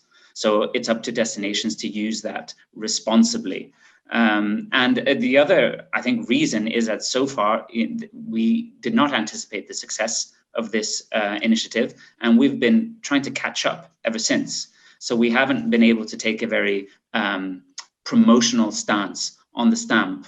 But now that we're beginning to catch up and we have the initiative in place and we have the resources, we will look at reaching out to the countries that haven't spoken to us yet, because we do want to scale up the reach of the stamp. We do believe that its value is only strengthened the more global and more globally recognized it becomes. Thank you very much, Christopher. And I do agree that it might be a game of prioritization. As we said at the beginning of today's event, when I was obviously trying to demystify the situation we are in the European context or US context, is we are in a critical moment at the moment. So priorities may be shifting as we move along in the sector. But notwithstanding this, I'm sure that initiatives such as this, as Chris said, this is not a promotional stance. This is taking responsibility to make sure that we comply with a number of regulations and protocols and ways to keep the sector safe. And this is what is important now, and is going to be important for the years to come. So with no further ado, I would like to pass the ball to my dear colleague Frank, who is going to take us through the next sessions. If you need to take a very short break, you can just do so. We are going to be starting pretty much now because we obviously don't have much time. Thank you very much all for listening, and I will be here standing if anybody has got any questions. Thank you very much, Marina. So that was a very, very informative panel and insightful. So before starting, we're going to have a 5-minute comfort break. And after that, after 5 minutes, we're retaking the floor for the next panel. So whilst you're having the break, can we have the second video? Second video? Marina, yes, she can. Yeah, there's a second video. She's going to play the second video. Okay, all right. But Marina, can you play the second video? Is she? I will try. You know, my IT skills have never been so good like today. Yep, it's coming.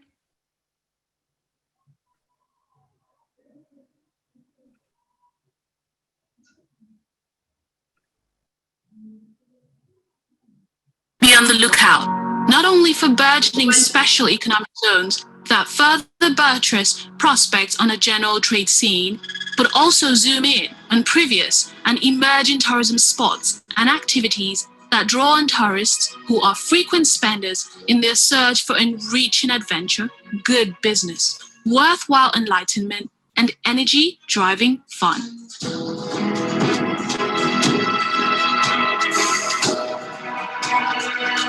A few that are located within each country in the region are the largest artificial reservoir in the world in terms of surface area. Lake Volta is contained behind the Akosombo Dam, which generates a substantial amount of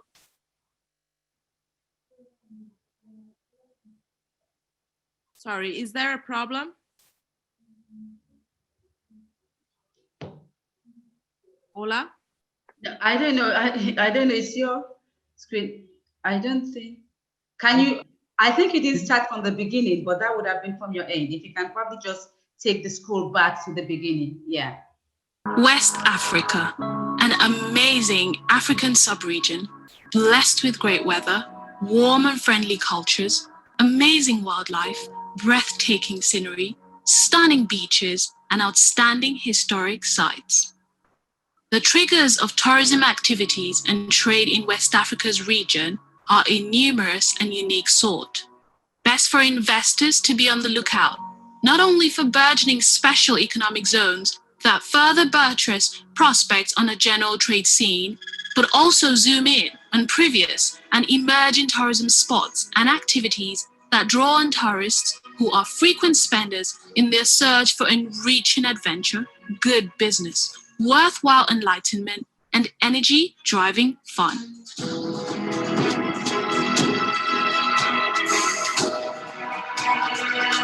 A few that are located within each country in the region are the largest artificial reservoir in the world in terms of surface area. Lake Volta is contained behind the Akosombo Dam, which generates a substantial amount of Ghana's electricity needs.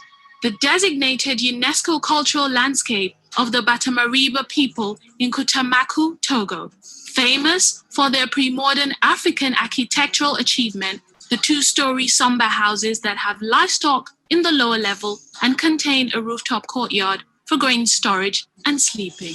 The Turtle Islands of mineral-rich Sierra Leone that are a wonderful phenomenon to behold during the turtle hatching season. The historic Maison des Esclaves Museum on Gorée Island, Senegal, one of the world's first UNESCO heritage sites. The Orango Grande, with its hippos and other wildlife, one of the beautiful jewels of the Bisagos Islands belonging to Guinea-Bissau. The cliff of Bandiagara, which is a land of the Dogons in Mali, a vast cultural landscape covering 400,000 hectares.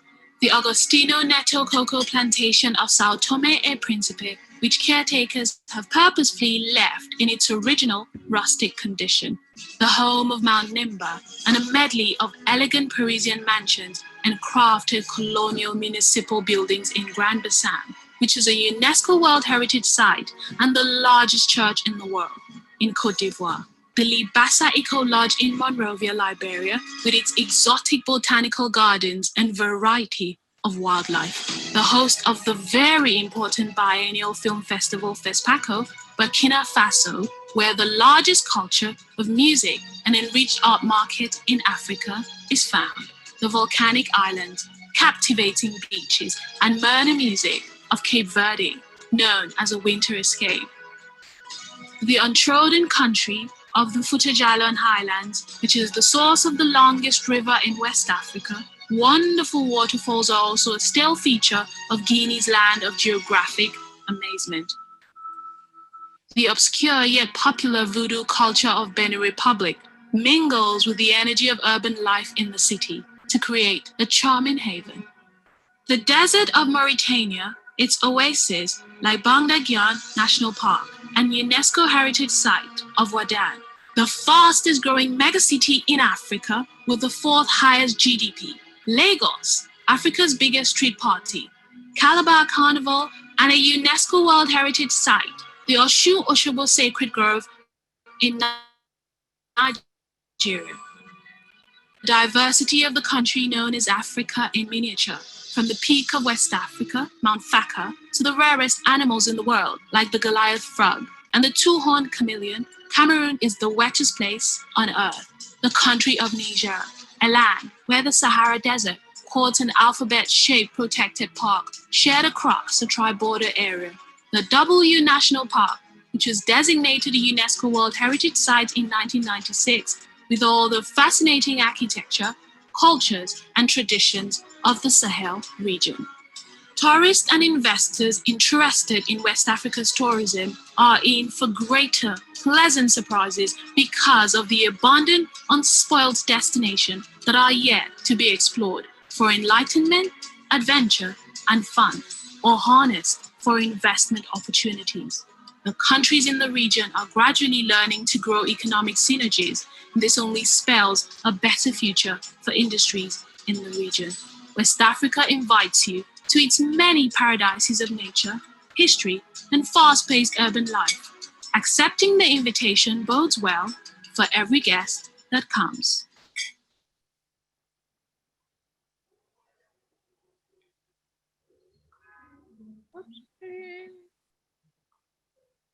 Oh, I did it. My student would be very impressed, people. Frank, floor is yours. Thank you very much, Marina. Now we're going to start with second panel. I hope everybody's here, everybody's there. So I have Carol Hay, Expo Oliveira, who's already here. His Excellency Esmond Reid.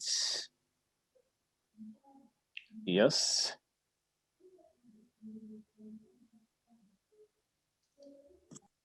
I'm sorry, I can just say sorry. His Excellency actually sent a message. He's just attending to something with regards to the flight on Monday. So I think he'll probably join back soon. So there's something that's come up that is just had to quickly attend to. So Okay. just to let you know. Okay. So we wait a bit for Mr. Akwasia Jeman also. I think he's not yet here. No, just go ahead. Okay, there he is. Oh, he's there. Okay, good. So, thank you for being here. So let's start with the second panel. So the importance of regional economic integration to accelerate and strengthen economic and social development has long been recognized by African policymakers. African unity, cooperation, integration have always been goals for many African leaders and nationalists. This objective of integration is therefore deeply rooted in African history, even if, as in other regions, the priority was initially to ensure greater political weight and authority on the international scene. However, as the challenges of globalization and interdependence have been imposed on the countries of the region, with the risk of marginalization of the African continent, this objective of integration has again become a priority, actually. One could not speak of an African regional or sub-regional integration without mentioning a diaspora and Afro-descendant who represent more than 350 million people throughout the world. The African diaspora is a state without border, if you can say it this way, which constitute an unmeasurable potential and economic opportunities at all levels. So this panel therefore will be the form of this discussion and focus on the historic or heritage asset of West Africa linking the Caribbean and diaspora at large. To start, I will then starting the discussion of the debate by giving the floor to Carol Hay. Hi, Carol.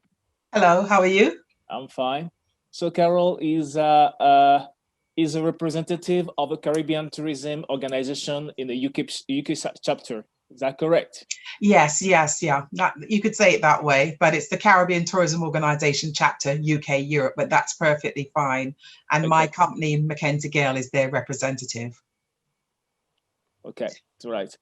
So Carol, I'll give you the floor then to start your speech, because I feel like you will start by a speech first before we go over the table.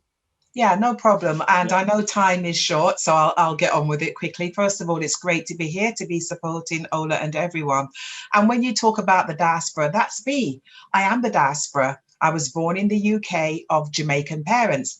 And when my parents, as young children themselves, came from Jamaica to the United Kingdom in the 60s, it was new to them and it was a whole new life. And they had to build a new community for themselves because, you know, as I said, it was a whole new adventure. And growing up in England, in this strange environment for me. I was born there and everything, but it was quite mixed because at school, life was very British. But then when we got in our community where we lived, there were families from all over the Caribbean, from Africa, from Asia, and we quickly formed our own communities and we started to learn more about each other, but we didn't know enough. And it was only as time went on, I started to realize that not only was I Black British, but I was also Jamaican and I was also African. And you know, if someone doesn't really help you to understand that as a young person, it's difficult to shape and appreciate those values. And I realized growing up at school as well, that all the children, we were like, I suppose you could say, put into one category. It was the Black children, and not really helping us to understand our culture, our heritage, and our connectivity.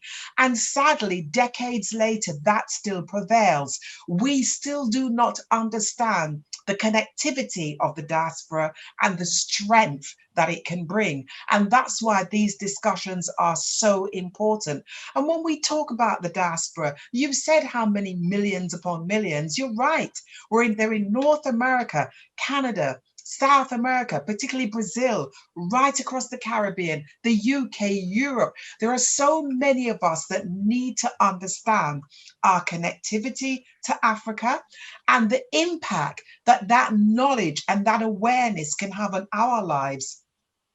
My generation, for example, a lot of people I know, when they're talking about going on vacation, the Caribbean ones will go to the Caribbean or to Europe. The African ones will go to Europe. There are not enough of the diaspora going towards Africa. And now is the time to attract us. And the same way we have promotions attracting the mainstream market, which all destinations, including the Caribbean, are really grateful for. We now need to position the marketing of tourism to reach out to the diaspora. And there are many things that we need to take into account. And Esmond touched upon this earlier in his presentation. About, let's say, for example, facilitation. Let's ensure that two-way travel through visas is possible. I've had to travel to Africa on a few occasions. And on some occasions when I had to get a visa, I wondered if people actually wanted me to come. And it was only through me saying to myself, I'm going to go through that visa process, I'm going to go through all of that paperwork, that in the end, I actually ended up traveling. But for goodness sake, we need to ensure that we facilitate visas. We also need to understand as well that trade, and we know, is two ways. So when we talk about diaspora and trade, we need to understand that we don't only want people just to come to Africa, for example, and then leave. We want people to think about investing in Africa and the Caribbean. We also want people to think about retirement as well. The thought of retiring in a cold country makes many of us shiver. And, you know, so we start thinking about it for down the road. And one of the challenges I've found in the Caribbean and in Africa is that we don't have enough long-term places where the diaspora can come and spend 3 to 6 months in the winter. I think that's an excellent business opportunity and the type of thing that we should be looking at. We also need to pay a lot more attention to social awareness. Last year, as Esmond said, we attend the Aquaba Travel Fair, and with Esmond and also the High Commissioner for Trinidad and Tobago and Sharon Palacio from Belize, we ran an excellent panel discussion on Africa Caribbean heritage, connecting the dots. More of that needs to be done to bring the Caribbean and Africa together. We've spoken about the potential of the diaspora. And finally, let's just quickly get to the stage of marketing. You know, we have to find ways of communicating more using technology about what Africa and the Caribbean has in terms of trade, shared values, and the potential for business and tourism. So there has to be a lot more messaging, storytelling about this.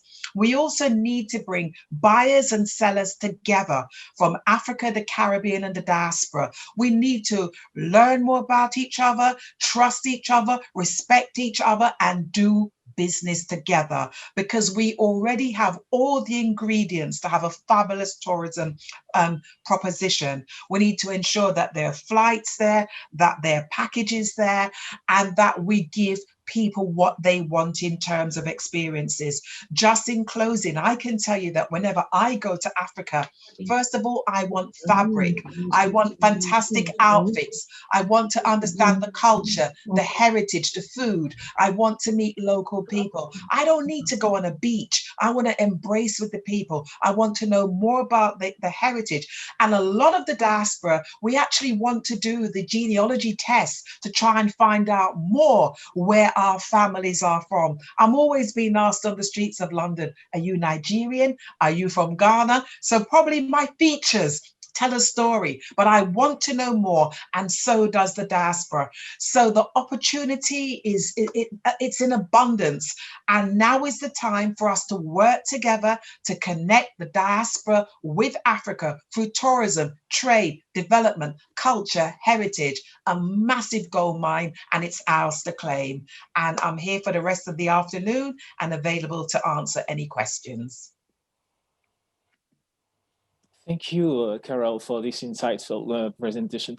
And I'll probably, before going further, I will jump on a question for you. So you're saying that there's not enough promotion done for the diaspora to directly to the diaspora to travel to Africa. So this promotion that you're talking about, what do you think is it? Because of lack of technology, because of lack of facilities? I mean, to be more specific, because Yes. I think it's about identifying the markets. I think, you know, for any product or service you have, you need to know where your niches are and who your partners are. And I think we have to bear in mind as well that when the diaspora travel to Africa, it's a lot more soul searching for us. So of course we want to do the safaris, etc. We don't, you know, and the beach and all the other wonderful things. But we want a lot more time for us to be focused on the history of the enslavement people, of the enslaved people, to try and find out where were they taken from, what was their final path, their journey. This is what we want to know, because we, the diaspora, particularly those whose generations moved to the Caribbean 400 years ago, we are the direct descendants of those enslaved people. And for many of us, there is something missing in our hearts and our souls, because we truly don't know who we are or where we're from. Most of my family coming from Jamaica, we have Scottish names. Why do we have Scottish names? Because those were the names of the plantation owners, and the enslaved people were given their names. And if we could even find out which communities we were from, that would mean so much to us, and it would give us a legacy to pass on to our children, so that when we tell them to embrace our African heritage, we can go a step further and tell them why. Thank you, Carol. So we will come back after. We have so many questions that are coming from everywhere. But I go to the next panelist. I don't know, Mr. Excipion Oliveira Gomez. Are you still there? He's muted. Your microphone. We cannot hear you. Yes, I'm here. Listening to my sister from London, Caribbean. I am big fan of LKJ. So I suppose it's the same vibe. Yeah. Diaspora. I really love LKJ. What is LKJ actually? Because we're all learning on the platform. So Lyndon Quincy Johnson is one of the poets from England that really protected our people under difficult circumstances. I don't know if you'll agree with his lyrics, but it's empowerment of our people. I saw him in concert in Brussels when I had hair. I loved it. So it's part of that diaspora that are better known in Europe than in our region, unfortunately. Sorry. It's okay. It's okay. A small presentation that I can share, if you allow me. Yeah. Let me see. Share screen, and I go here. Share. So, and I put it in this one. Okay, so basically, thanks to the West African Tourism Organization, like I said, I feel very much African. And like my colleague, Carol Hay, I'm from the Caribbean. And even if it doesn't look like it that much, but well, I am not considered white in this part of the world. I am brown, I suppose. Or they mistake me a lot as a Moroccan, which is also nice. So I'll be discussing about tourism. The first thing is to introduce my organization. I work in the Organization of African, Caribbean, and Pacific States, the OCPS, which became an international organization this year in April, and it evolved from the ACP group. That was founded in 1975, before some of you were born, definitely before Ola was born. It is composed of 79 countries of Africa, Caribbean, and the Pacific, united under a common goal of promoting the sustainable development of our member states and their gradual integration into the global economy, with the ultimate objective, which is what we all seek, is reducing and eventually eradicating poverty. In this quest, youth and women empowerment are at the center of our work. I would like also to recognize my boss, His Excellency, Mr. George Rebelo Pinto Chicote, who brilliantly leads the organization. He's from Angola, and it's because of him that we all are here today, at least myself, sorry. So I'll talk a little bit about COVID. I think that COVID has also shown us the importance of working together. We have to recognize, even if some people really do not agree with it, I think that we all have to recognize that this is a crisis cannot be handled by one continent, region, country, or sector alone. We are all in this together.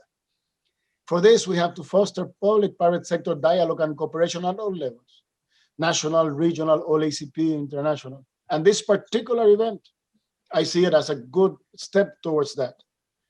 I think that we do need to promote the national consumption of our goods, given that a lot of the products that we used to export before to foreign markets are blocked sometimes. We need to find a market locally. And this is something that we need to diversify also our offer. And we cannot miss on the great potential of our own people. So we need to try to go up the value chain as well. We need to assist vulnerable groups. And here I really want to say something about informal workers. Informal workers have been the ones that have suffered the most, because a lot of government programs have been either on tax facilities or others. They can only help formal people. So that is a big thing. Also, ethnic minorities should be helped via special programs.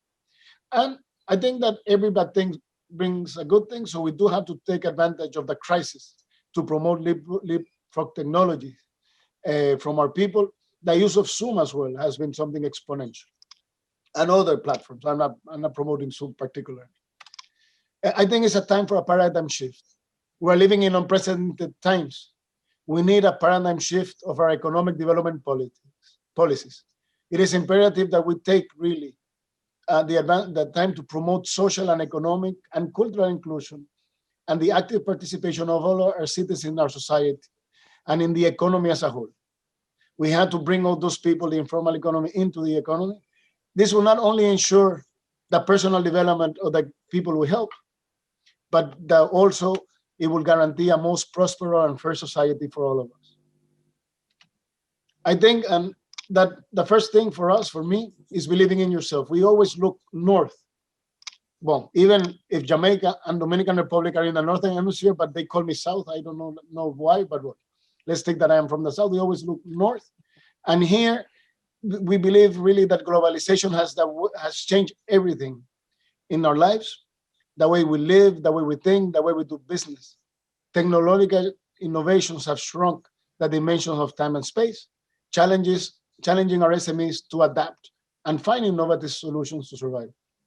Therefore, we must reestablish this competitiveness in that, je ne sais quoi, really that specificity that makes us ourselves. And we have to define ourselves. We have to forge strategic alliances and translate three concepts that I'll explain: where, what, and how, into authentic stories targeted to consumers with a view of supplying a unique tourism offer worldwide. So what is the where? The where is really the market segment in which we have a competitive advantage. The first thing, I believe in adventure, nature. If you look at the photo here from Timbuktu, when I was a young student, I dreamt about Timbuktu. For me, it was such an exotic place, and it's something that I believe is in the subconsciousness of all of us when we think about Western African culture. We have to promote adventure tourism, nature, heritage, culture. Nevertheless, in order to be able to promote this efficiently, we need to know and understand the trends and expectations of travelers from target markets. If you're working with an American, you do have to put an air conditioner somewhere for him, or he will never come back again. That's something. Well, if you work with an European, Europeans generally hate air conditioners. So you have to understand, who are you targeting to? What is the destination and packages we offer? We cannot compete on price or volumes, but in quality and specificity. We have to adapt our tourism offer to the needs of target markets. Taste, when we talk about restaurants, we should offer our food and our products, but we should adapt them to their taste somewhere. In fact, in the past, I worked in a specific program working with lodges in Southern Africa and Eastern Africa with chefs making international menus from local produces. How can I take a yam and maybe a plantain to a taste that a foreigner would like? So that is something interesting. We also have to work a lot on standards, security, and health today is very important. So we're not selling a tourism offer, we're selling really a story. We're providing a dream, especially people dream about exotic places. We need to provide a good value proposition. For me, the value proposition has to be accessible, appealing, authentic, really authentic, innovative, consistent. If you went one time, when you return, it has to be the same offer. It has to be the same quality or better. It has to be convenient. It has to be quality. That's where we talk a lot of the importance of standards. It has to be secure. And the volume that you offer has to be adapted to your target. If you're really targeting 2,000 people, but your hotel has only 10 rooms, then you have a problem. So you have to adapt to the volume you're targeting. With regards to regional integration and tourism, which is basically for me multi-destination, we have to have an integrated tourism offer that passes, among others, to joint promotion. We have to facilitate the movement of people and goods. I traveled in Southern Africa in a car from Namibia to Zambia to Zimbabwe, then I went to Botswana in the same trip. No problem whatsoever with the visa. My passport was stamped. Nothing happened. While I have seen in other places lines of people really just to get a stamp in a passport to cross a border, and so that you have to try to avoid. Visa, like Carol was mentioning, we should not give foreigners better deals in visa than our neighbors. It's sad to see that we often offer Americans, Europeans, easier visas than the country that's beside me, which is something tough to. We have to work in customs. Customs clearance has to be easy. Transit, harmonization needs a lot of investment, and I think there has to be harmonization in procedure. That harmonization in procedure even passes by the language you use when you fill the forms. We have to integrate our local SMEs into our tourism offer. I think we have to allow our people to participate, because that will guarantee this authentic offer with foodstuff, transport, culture. Also, our professionals in information and communication technologies. We have to have shared standards to have a predictability of the offer everywhere. We have to create a sense of brotherhood among our people that will create that offer. But in order to do all of that, you need to know your country and region. If you don't know your place, you cannot actually help sell it. And I do believe that every single citizen is an ambassador. In my country, when I was younger, when we started going into tourism, there was a campaign of smile to the tourist. Just a simple smile helps a lot. And that type of things, every person that a tourist encounters, from the policeman as well, which is an authority, to everybody, they sell your country. And they sell that experience of sense of security, and that sense of when you travel, you want to be basically without any problem. You really want to feel safe and secure and just walk around. And with regards to the diaspora, I think that the first thing is to recognize the great value that our diaspora has contributed to the world economy and culture. This is why I wanted to mention LKJ, but I can say I saw Alpha Blondy in a concert in Brussels, and I was really, really amazed. I believe he's a great artist, and African music and African culture have really led the way in the world. I also grew up looking at the bronze statues from the Dahomey Kingdom. That really is something that you can, unfortunately, you can see.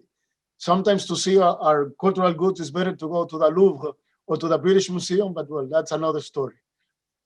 I think that we also have to promote investment by our diaspora in our homelands by facilitating lower thresholds than they might need. I think that we have to facilitate for them to have, like Carol was saying, maybe a second residence in our homes, maybe some kind of concessions. What is clear is that they cannot receive a worse deal than we give to foreign direct investment. At least that. We have, I think we do have, as countries, helped to organize our diaspora in other countries. I was at the basis at one, facilitating the creation of the first Association of Dominican Persons in Benelux. It was very important for them that the country recognized and the embassy recognized them. We also have to promote courses of our national and regional languages in foreign lands. It is very sad that our diaspora, sometimes the kids, well, I have 3 sisters living in the US, of which 2 nephews that don't speak a word of Spanish. And for me, it's a disaster. And for my father and my mother, it was a disaster.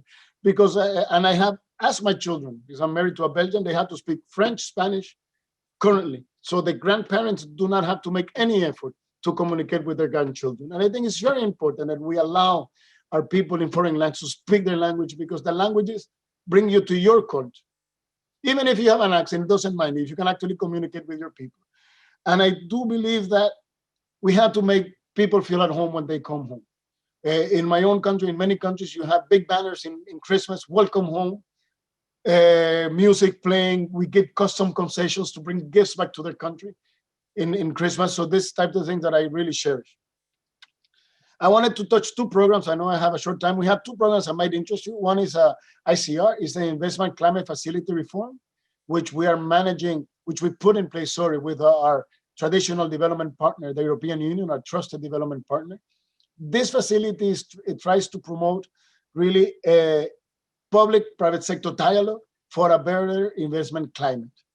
In this way, we are working with the British Council, Expertise France, GIZ, which is German, and SNV. So we have the OECPS, the European Union, Germany, France, and Britain working together to promote public-private sector dialogue. You can refer to the website.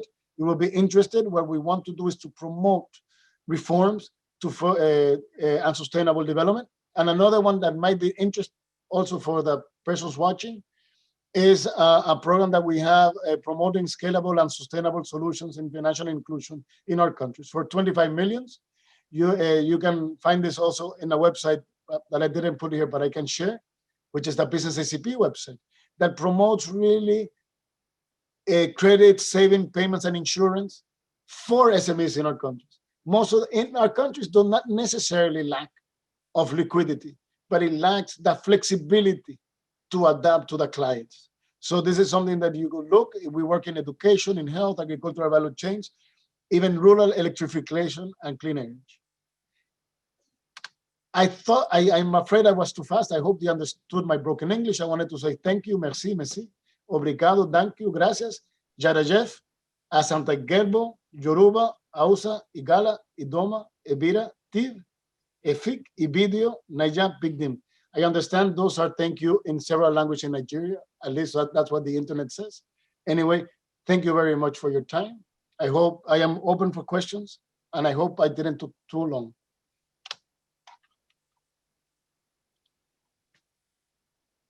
Thank you very much, Mr. Oliveira Gomez, for your presentation. Very informative. We come back from this question, but I will jump now to the next panelist. Mr. Akwasi Ajiman is the CEO of Ghana Tourism Authority. So, can you hear me? I think your microphone is on mute. Hi, Frank. I can hear you. Okay, thank you. So, I share my screen. Hello? All right, can you hear me now? Yeah, I can hear you. I can hear you. we can hear you. Yeah. Yeah. So we know that the Ghana government launched the year of the return. So can you give us a kind of explanation, again, a presentation about that before we jump into the question when we come back to the round table? Right. I probably will want to share my screen, and I'll give you a brief background. So if you allow me. Thank you.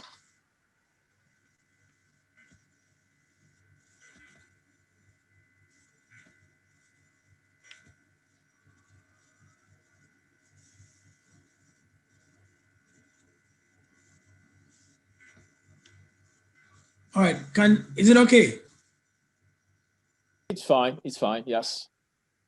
All right. So just by way of background, the year of return was commemorating 400 years since the first enslaved Africans arrived in Jamestown, Virginia, in 1619. So we, building on Ghana's strong Pan-African legacy, thought it wise to commemorate that 400th anniversary in a year-long activity, picking a leaf from HR 1242, which had been passed by the US Congress to celebrate 400 years of African American history. And so that was the background to the whole commemoration. It was also a way for us to celebrate the resilience of the African spirit. I mean, having gone through what our forebears went through the Middle Passage, through the capture, the torture in the dungeons, we wanted to commemorate, not just to bring back sad memories, but also to reflect on how we can deepen the connections. And so that is by way of background. The rest, as I say, is history.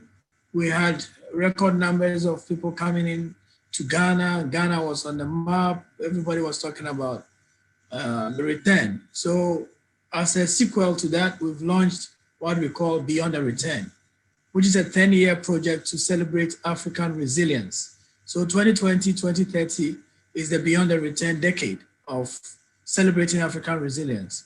But now, today's topic specifically, when I saw it, it brought back certain memories of the feedback we got from the entire year program. My first question was, is it diaspora connections or diaspora reconnections? Because a lot of the people have brothers and sisters out there feel that we are not seeing them, especially from where we are in Africa, as part of the African family. And so they are with us, they are part of us. And so when we talk about diaspora connections, I think we should look at just a reconnection, because these are our own brothers and sisters who were forcefully taken away, and we are reconnecting and not making a new connection. So in terms of that, our cultures, our way of life are similar in more ways than one. I will share with you some of the lessons or the learnings from the return. So like I said, diaspora is family, it's not an economic bloc. And so in as much as we are inviting the diaspora to come, it's not just for the economic benefits that African countries will derive, but there is and must be a genuine need for that simulation or synchronization, if I should put it that way. And diaspora connections are a two-way street. There's a lot that we need to learn. On the flyer, I saw, how do we get flights into the Caribbean? How many of us are also making that trip to go and find out where our brothers and sisters are? How are they living? How are they keeping up? I mean, if you go to Jamaica, to Barbados, to other places, you find out that a lot of the things that are happening are similar to what happens in either Ghana or Nigeria. And so we need to build this conversation as a two-way street, not just people from the diaspora coming into Africa, but Africans also making that journey to find out where our brothers and sisters are. And then also ancestry DNA tests are driving a lot of interest. During the year of return, we worked with African Ancestry, which is based in Washington, DC, and we saw an increased number of people taking the test.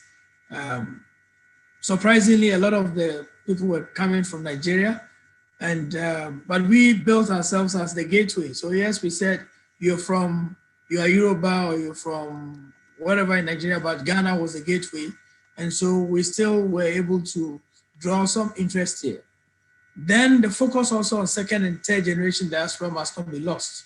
That is an important segment and they need to understand. And so in as much as we're looking, maybe fishing out for the historical diasporas, we also have people who have gone out there, giving birth, what I call the Balotellis of this world, the people who play for the England national team or the Italian national team, but really, hey, they are Africans. And how do we build a sustainable path for them to want to visit Nigeria instead of going to Paris, or come to Ghana instead of going to Switzerland for their vacation? So how do we get that segment of the market to also feel that this is where they come from? Yes, they may have assimilated into the European cultures, but this is home.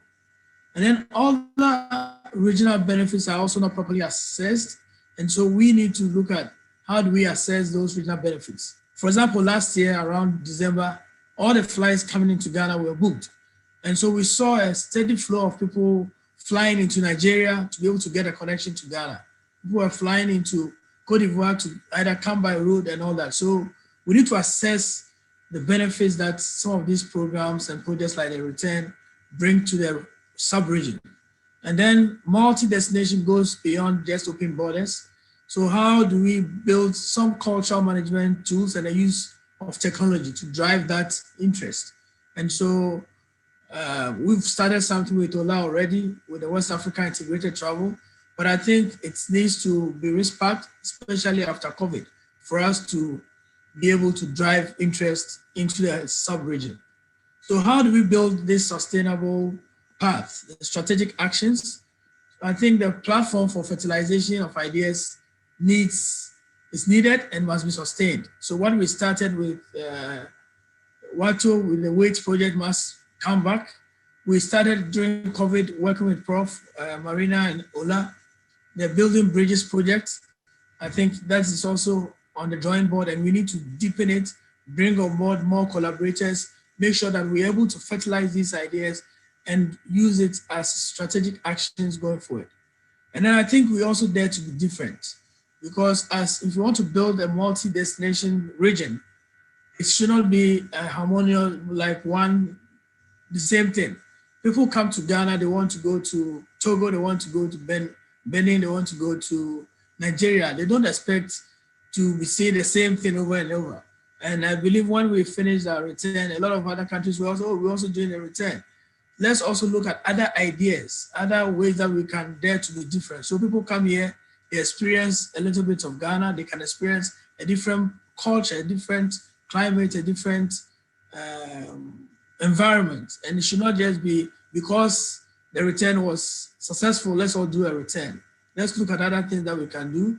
And then I believe regional integration needs strong political leadership. This is something that we've been hammering on. We've done some road trips from Ghana to Lagos several times over the past few years, trying to see how we can draw policymakers and leadership attention to some of the challenges on the way. I must say we've seen some improvements, but still there is work to be done. So those will be my initial comments. I want to thank Ola for this, WATO for their leadership on bringing us all together, and for everybody who has been part of the conversation. Thank you. Thank you very much. Can you? I think we still have your screen.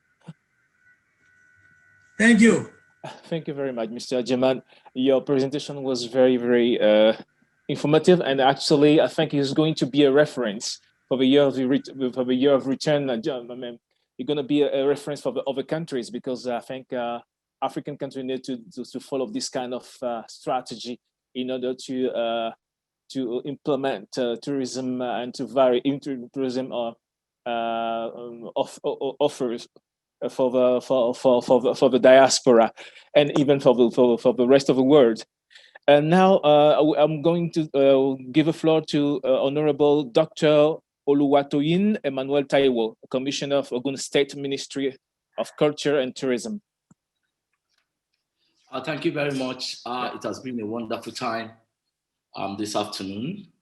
I want to actually congratulate and then thank the organizers of this wonderful program. Have listened with rapt attention. That is the West African Tourism Organization. I have enjoyed everybody that have spoken at this webinar. His Excellency and the people from WTT0, and then my Honorable Commissioner from Lagos. We find out that there is a lot of things that are missing, and we need to fill up that gap.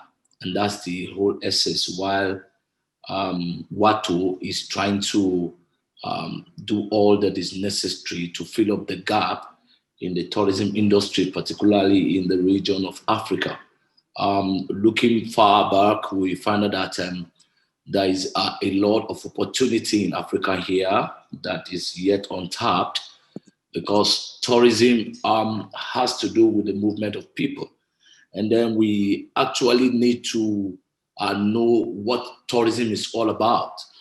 Before we can talk of the sustainability, we need to first of all understand very well, before we can talk of the development and then the sustainability of it, and then trying to connect to the diaspora. What we're talking of tourism, the word tourism came from the word Torah, which has to do with learning. We need to give a lot of time to learning. It has to do with research. It has to do with studying. So, and this is what we are lacking in the region here. The countries that are doing excellently well, they've actually given enough time to studying. Where are we? Where are we going? What are we going to do? What are the plans that we need to put in place? What are the strategies to get to where we're going? And that's why I want to bring greetings from His Excellency Prince Dr. Dapo Abiodun MFR, the governor of Ogun State. That's why in our vision, we are actually giving an enabling environment for private-public sector partnership. You need to come around to come and help us develop what we have. That's why we are extending the hand of partnership to all the people all over the world. If you know how to do it, we've got a lot of potentials in the state. Our tourist attraction centers are dynamic, but we need experts to be able to put things in order to make it very fascinating for tourists to come around. We got the products, like we rightly said, in Africa here, but are we meeting up with the demands? Can we balance up can we strike balance between the supply of those products and then the demand from the tourists? Is there any way we can make our own tourists and a destination where people will always long to want to come? You understand? Tourism is about peace. Tourism is about harmonizing with our nation. Tourism is about revigorating. Tourism is about recreating a new life entirely. And then, like all the speakers have been saying, how do we reconnect back? How do we get back to the source? And I've been listening with a rapt attention. Honestly, it has been a very wonderful section this afternoon. Despite my tight schedule, it's as if we shouldn't even leave this webinar. And Lola had done a very good job. I mean, Ola Wright has done a very good job in trying to bring us together. But I want to say it's not enough. It's about the execution. It's about the implementation. It's just not about we hearing this and then putting it in papers and listening to all this. How do we implement it? How do we actualize all these wonderful, lofty ideas that we have had in this webinar? What are the strategies to put in place? How do we go about actualizing all of these programs? How do we make sure that the coming generation, when we're talking of sustainability, is what are we enjoying in these generations? And we are not going to compromise it for the coming generations. We are not going to reduce the standard for the coming generations. How do we develop? What are the better versions of what we're doing? how do we improve on what we are doing? And that's the reason why I've enjoyed everybody that have had the floor at this webinar today. And I told my sister that I have some other pending issues and I have to leave by 4 o'clock. I've really enjoyed it. And I don't know if there's any other questions that may be coming in. The data about the international arrival, we're not actually making use of that data from the World Tourism Organization. If not for the COVID that we experienced this year, the international tourist arrival, according to the World Tourism Organization forecast, is 1,561,100,000 people that we're expecting. And then by the year 2050, according to the projection, we should have about 4.7 billion arrival, half of the world population. What are we doing in order to make sure that we give these tourists what they actually need? It is when the expectations meet with the reality on ground. That is when we can talk about development, and that is when we can talk about sustainability. Thank you very much for giving me this floor. Thank you very much for your explanation, for your time also. The next panelist will be Mr. Francisco Sanchez Martins from Cabo Verde, but I think he won't be able to make it since he's facing a very. Can you hear me? Hello? Hello? Yes, we can hear you. Okay. Because I saw my screen frozen and I was just afraid to yeah, okay. So I said Mr. Francisco Martins cannot make it because he just texted me that they're undergoing some technical program. So he says that now he's trying to connect via mobile phone. So maybe he's gonna join us. So I'll jump to the representative, the permanent secretary of Nigeria, Mr. Babatunde Masewaku. Maybe he's there? Yes. Yeah, we have to just 2 minutes for the speakers. We've really gone over time. So we need to wrap up. Okay. Your microphone is muted, Mr. Babatunde. Your microphone, yes.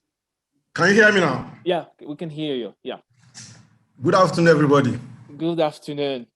It's been a very, very educative day, a very illuminating, very didactic session. I don't have too much to say because all these previous speakers from His Excellency, the anchor, Professor Novelia, and the woman from the WTTC, these are great speakers that have illuminated my mind this afternoon. And I'm sure same goes to every other person that is listening to this program. I am more educated, I'm more enriched with what I have listened to this afternoon. However, we all appreciate the fact that this is a period for the pandemic that has really hit the tourism industry bad. As a matter of fact, the industry is the most affected, as you are all aware of. And today, you will agree with me that traveling today is restricted. So we have less of outbound tourists today globally. So then the focus should therefore be what? The domestic tourism. So this is my area of focus, which I want experts on this webinar to look at critically, because this is the destination now. I mean, domestic tourism is the destination globally now, because there are restrictions, as you know, all over the world. People are no longer traveling. So how do we approach domestic tourism practically? Cascade tourism to the people at the grassroots. I think these are the areas that we have to look at very critically, especially Africa. This is the period where we are forced by the pandemic to look inward. It's an opportunity, it's a window, it's another window for us to explore what we have, to look inwardly and see how we are going to harness our resources. It is abound in Africa. Everybody knows this. So this is the time for us to look inward and see how we are going to look at the issue of domestic tourism and develop it. This is the time.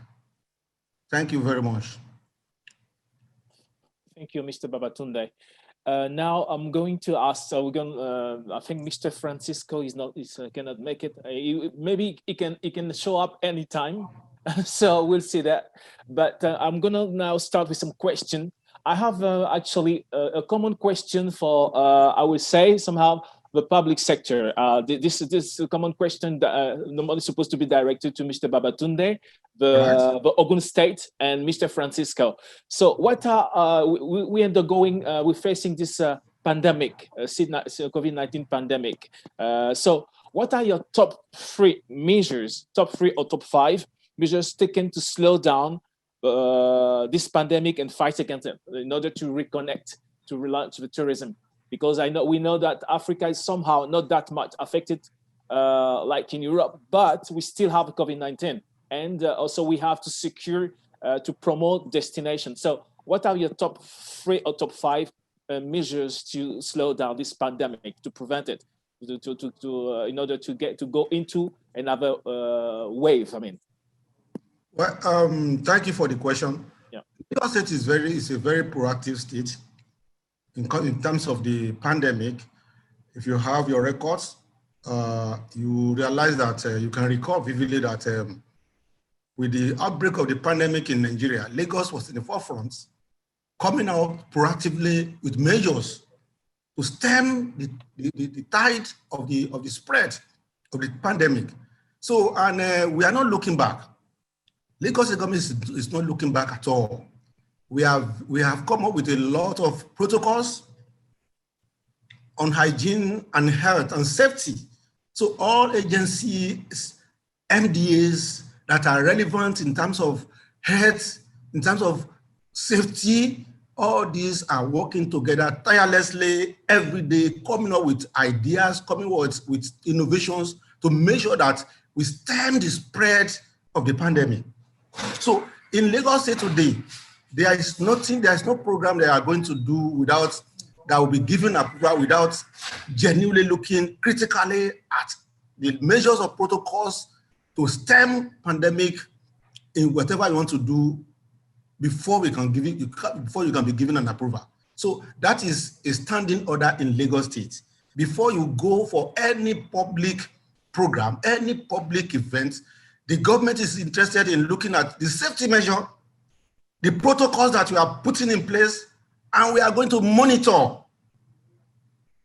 So Lagos State is at the forefront of this, and we also appreciate the fact that because of the large population of the state, because it's the most populous city in Africa, third most populous in the world. So we are looking at that, and we're really taking measures to make sure that we stem the tide of the pandemic and make sure that life goes on, yet life is also safe. Thank you. Thank you, Mr. Babatunde. The same question also will be directed for a short answer, because we are running out of time to Mr. Babatunde. For the Commissioner of Ogun State. Sorry, if he's there. Otherwise, I will ask a question to Carol. I'm here. Okay, Carol. So you have the floor. I think it's yeah. So Carol, you said that there's not enough promotion. We talk about the promotion, and now let's talk about new technologies. What do you think that new technology can bring to the promotion of can bring to the construction of this relation between the diaspora and the motherland Africa to promote the destination in all the different points? To me, one of the greatest strategies is to work a lot with diaspora influencers and bloggers out there. I believe that when you work with influencers, because of the niches that they have and the networks that they have, they can reach far more markets. And also because of their familiarity with a lot of the cultural and heritage aspects, they can tell stories. In tourism, we speak a lot about storytelling and reaching the heart and the soul of the consumer. And I think it's not so much continuing to work, for those who have the budgets with the traditional mainstream televisions and radios and newspapers. Of course, there's a place for them. I work very closely with them, but I also think it's about working a lot more closely with influencers and people who have niche markets and that can tell a particular story. Now, I should just quickly add, I've been doing a lot of work and research into diversity and inclusion recently. And one of the things that have come up in our discussions is also the images that we use, and the images that we're using in our storytelling needs to attract the audiences. So of course, if we want to attract the diaspora, in the messages, the campaigns that we have out there, through the right channel, use the images that attract the diaspora. People like to see pictures of themselves doing the things that we want them to do. So it's about, as I said, working with the influencers, changing the imagery, changing the video messages, and really reaching the people that we want to reach, and also telling them why there is a connection. And just from listening to, Dr. Taiwo and Babatunde and some of the other speakers today, and also the head of the Ghana Tourism Authority, we understand that there is so much out there. And of course, budgets are limited. We've been speaking about COVID all day. But even with limited budgets, there are strategies and tools to reach wider markets. And sometimes you have to get people who speak the same cultural language and have the same values to also channel that message for you. Thank you, Carol. I think your recommendation should be heard by all the countries in order to promote better and efficiently the tourism in connection or reconnection with the diaspora. That is very, very important, because I think we already connected. It's just a reconnection, an efficient one, and make it happen, make things happen. Yes. Absolutely. Yeah, definitely. Yeah. And my next question will be for Mr. Oliveira Gomes. Can you hear me, Mr. Oliveira Gomes? Yes, I can hear you. That would be, I find, since we are running out of time, will be the last question. I hope that we should stay longer and more time in this panel. So how do the OACPs can help in bringing the region together, according to your point of view? Yeah, but that is the raison d'etre of the ACP. Really what we look for is to exchange really among the 6 regions of the OACPS. I say 6 regions because Africa within our system is divided into 4: West, Central, Eastern, and Southern. Of course, we also work towards the facilitation of the African free trade area. But what we do every day is to promote this public-private sector dialogue, public-private sector cooperation between our brothers and sisters at an all ACP level, but with national authorities at a national level and with regional authorities at a regional level. For example, we do work a lot with ECOWAS and UEMOA, because the idea basically for us is to create that dialogue. I personally come from the Caribbean, and the OECPS has done great work to allow my country to unite with CARICOM, because the Dominican Republic is the only country that is not member from the CARIFORUM group, that is not member of CARICOM. So this is the raison d'etre. This is what we do: promote really cooperation, integration, and dialogue. Like I said, I think that people that do not talk to each other, that do not know each other, they tend to have, I would say, certain conception of what the other one thinks. But when we sit down when I have sat down in every country I've been to drink a beer or a juice in a corner to eat chicken, like I have done with Secretary General Carrington. This is how we do. We play dominoes, we speak loud in the Caribbean, we listen to the same music. And I would like also to thank Jamaica personally, because the best ambassador of OACP, without knowing it, has been Bob Marley.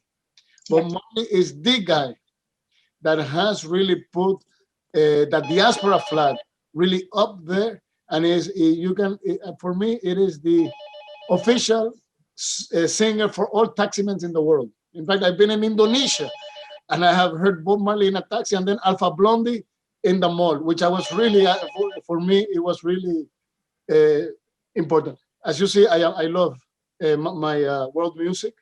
But anyway, what we do is that, but our role is to have people meet, talk, discuss, and finally understand that our destinies are together. And this, we sincerely hope that the future is brighter, but it will be brighter only if we work together. And we recognize that what unites us is much more than what separates us. A lot of people want to always put the point on what makes us different. No, we really have to work on what unites us. We have a common soul. There is a common soul for all OACPS, and having had the privilege of traveling and working and assisting SMEs in all these countries, is similar. And the challenges of SMEs in every single country are similar. Like I say, if you have never taken a shower with a little tin can, you're not Dominican, because sometimes we don't have water, sometimes we don't have electricity. We adapt. Our people are great innovators. To survive in our systems, you really have to be great innovators. And this is sharing that practices that we will go forward together. That sense of unity that really drives us, and that drives the work of my boss, His Excellency, Mr. George Revelo Pinto Chicote. Thank you very much. One love. Thank you very much. And one love, yeah.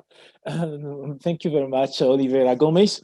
So we're gonna, I think since we run out of time, we're going to give a floor for the closing remarks. That will be the turn of Ola, right? Rowley? Yes? Yes, so actually Mr. Kokobaye from Sierra Leone was supposed to give this, but I think quite a few people had some technical issues. He was on earlier, but I think he's actually had, well, he kept cutting out in and out, so I'll just step in. I think we've actually heard so much, today. There's been so much that has been said, so much, insight, well, I would like to, personally thank everyone, because as I said earlier, today is the last working day for most people. I do know this schedule of a lot of people, and with the panelists, I mean, we've had, for back, even having to change time, this person, because they're actually somewhere and they're changing, etc. So I'd like to really thank everyone for your support. A lot of, them, I mean, agreed to actually do this just based on relationship, and I, value that. I'm actually a relationships person. I really value relationship. And I like to say a big thank you. And I'm sure that everyone will agree with me, to our moderators. We've had the, really busy past few days with phone calls, messages. We've had to be changing the agenda here and there, so I really thank you. And they've done excellent work, excellent jobs. Thank you.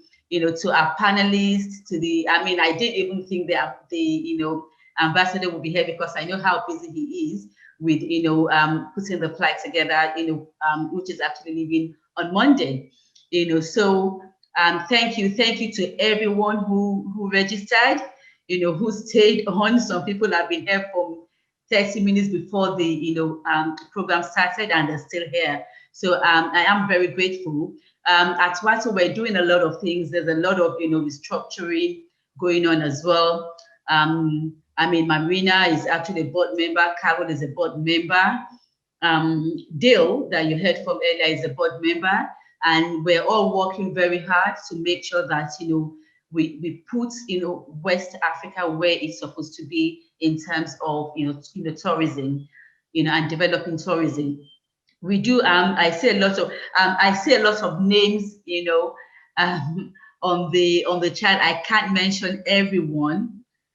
So that I see the president of EFTAN. I've seen a lot of people. I can't begin to mention Biola Ogumbi. So many people that have been on. I'm so grateful. Hassan. I mean, we all do need people that are our pillars. I mean, I thought WATO was a pillar to ATPN. But I mean, ATPN has been a good pillar also to WATO. So Hassan, thank you to everyone. Thank you to Nena. I can't begin to mention names. I see a lot of our representatives, Abiola, Algasimo from Guinea-Bissau, Americo from Sao Tome. So many of you on here, and you've been so supportive. We are so grateful. WATO is a membership-based, focused organization. So, for all the, tourism practitioners, tour operators, travel agents, airline operators, accommodation providers, please, do log on to our website and register to become a member.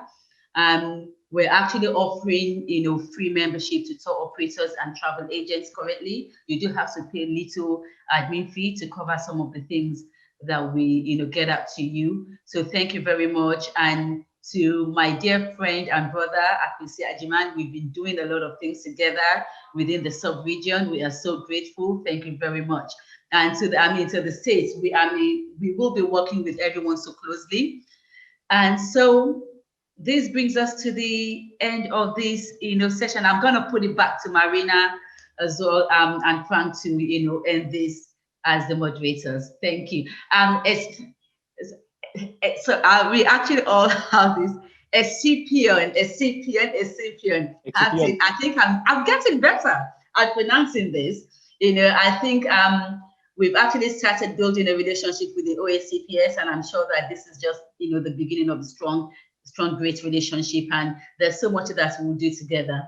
Thank you to all the organizations, Dale from WTO, Kim from the Commonwealth, WTTC. Again, that's actually another, new great relationship that we built and we're building. So we're so grateful to everybody. So thank you very much. And watch this space. Everything that we've discussed in here, if anybody knows WATO, we are an organization that we just don't talk. We walk the walk. So everything that has been said, we will make sure, I personally will make sure that we project ahead and push forward to actually realize and actualize them. So thank you very much. Over to you, Marina and Frank.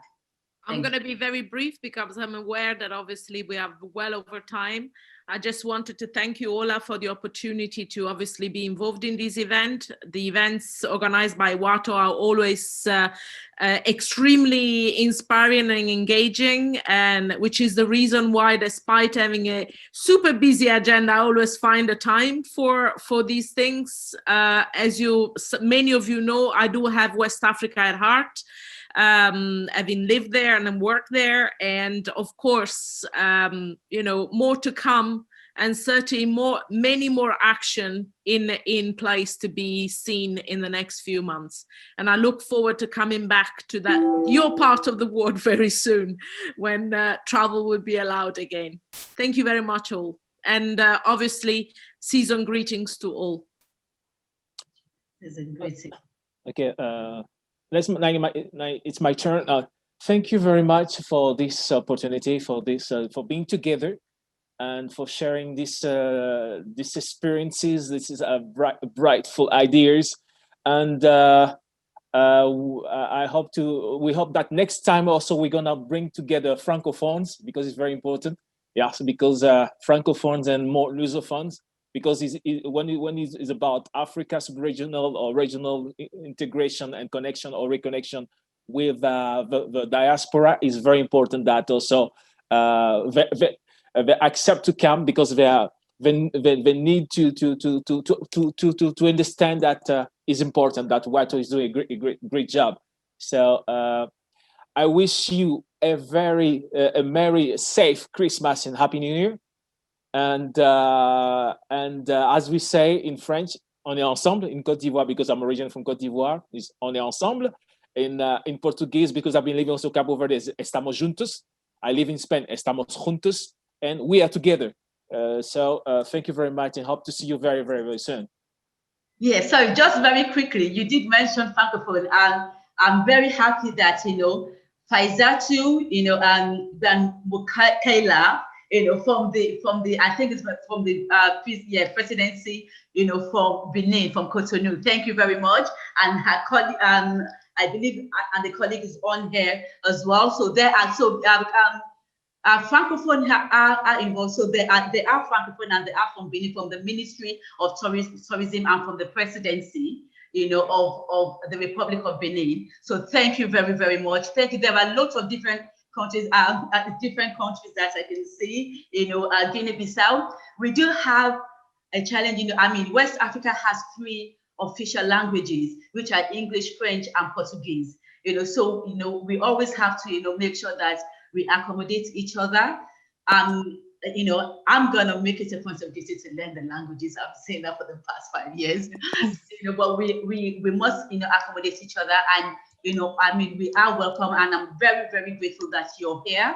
I'm part of this. So thank you very much. Regards to His Excellencies, the President and the Minister as well, back in Republic of Benin. And thank you, and also to Guinea-Bissau and Sao Tome and Cape Verde. Cape Verde was here anyhow.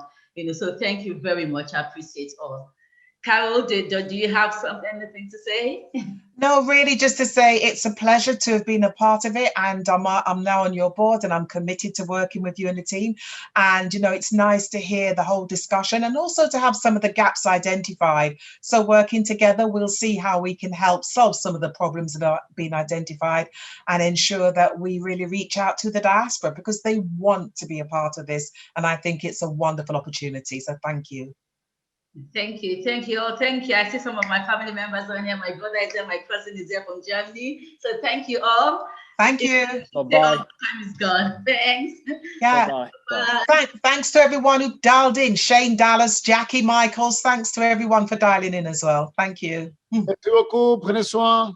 Bon weekend. Adios. Thank you. Adios. Bye-bye. Thank all. Great all. It's a privilege to work with you. Take care. Thank you. Bye-bye. Bye, Pusha.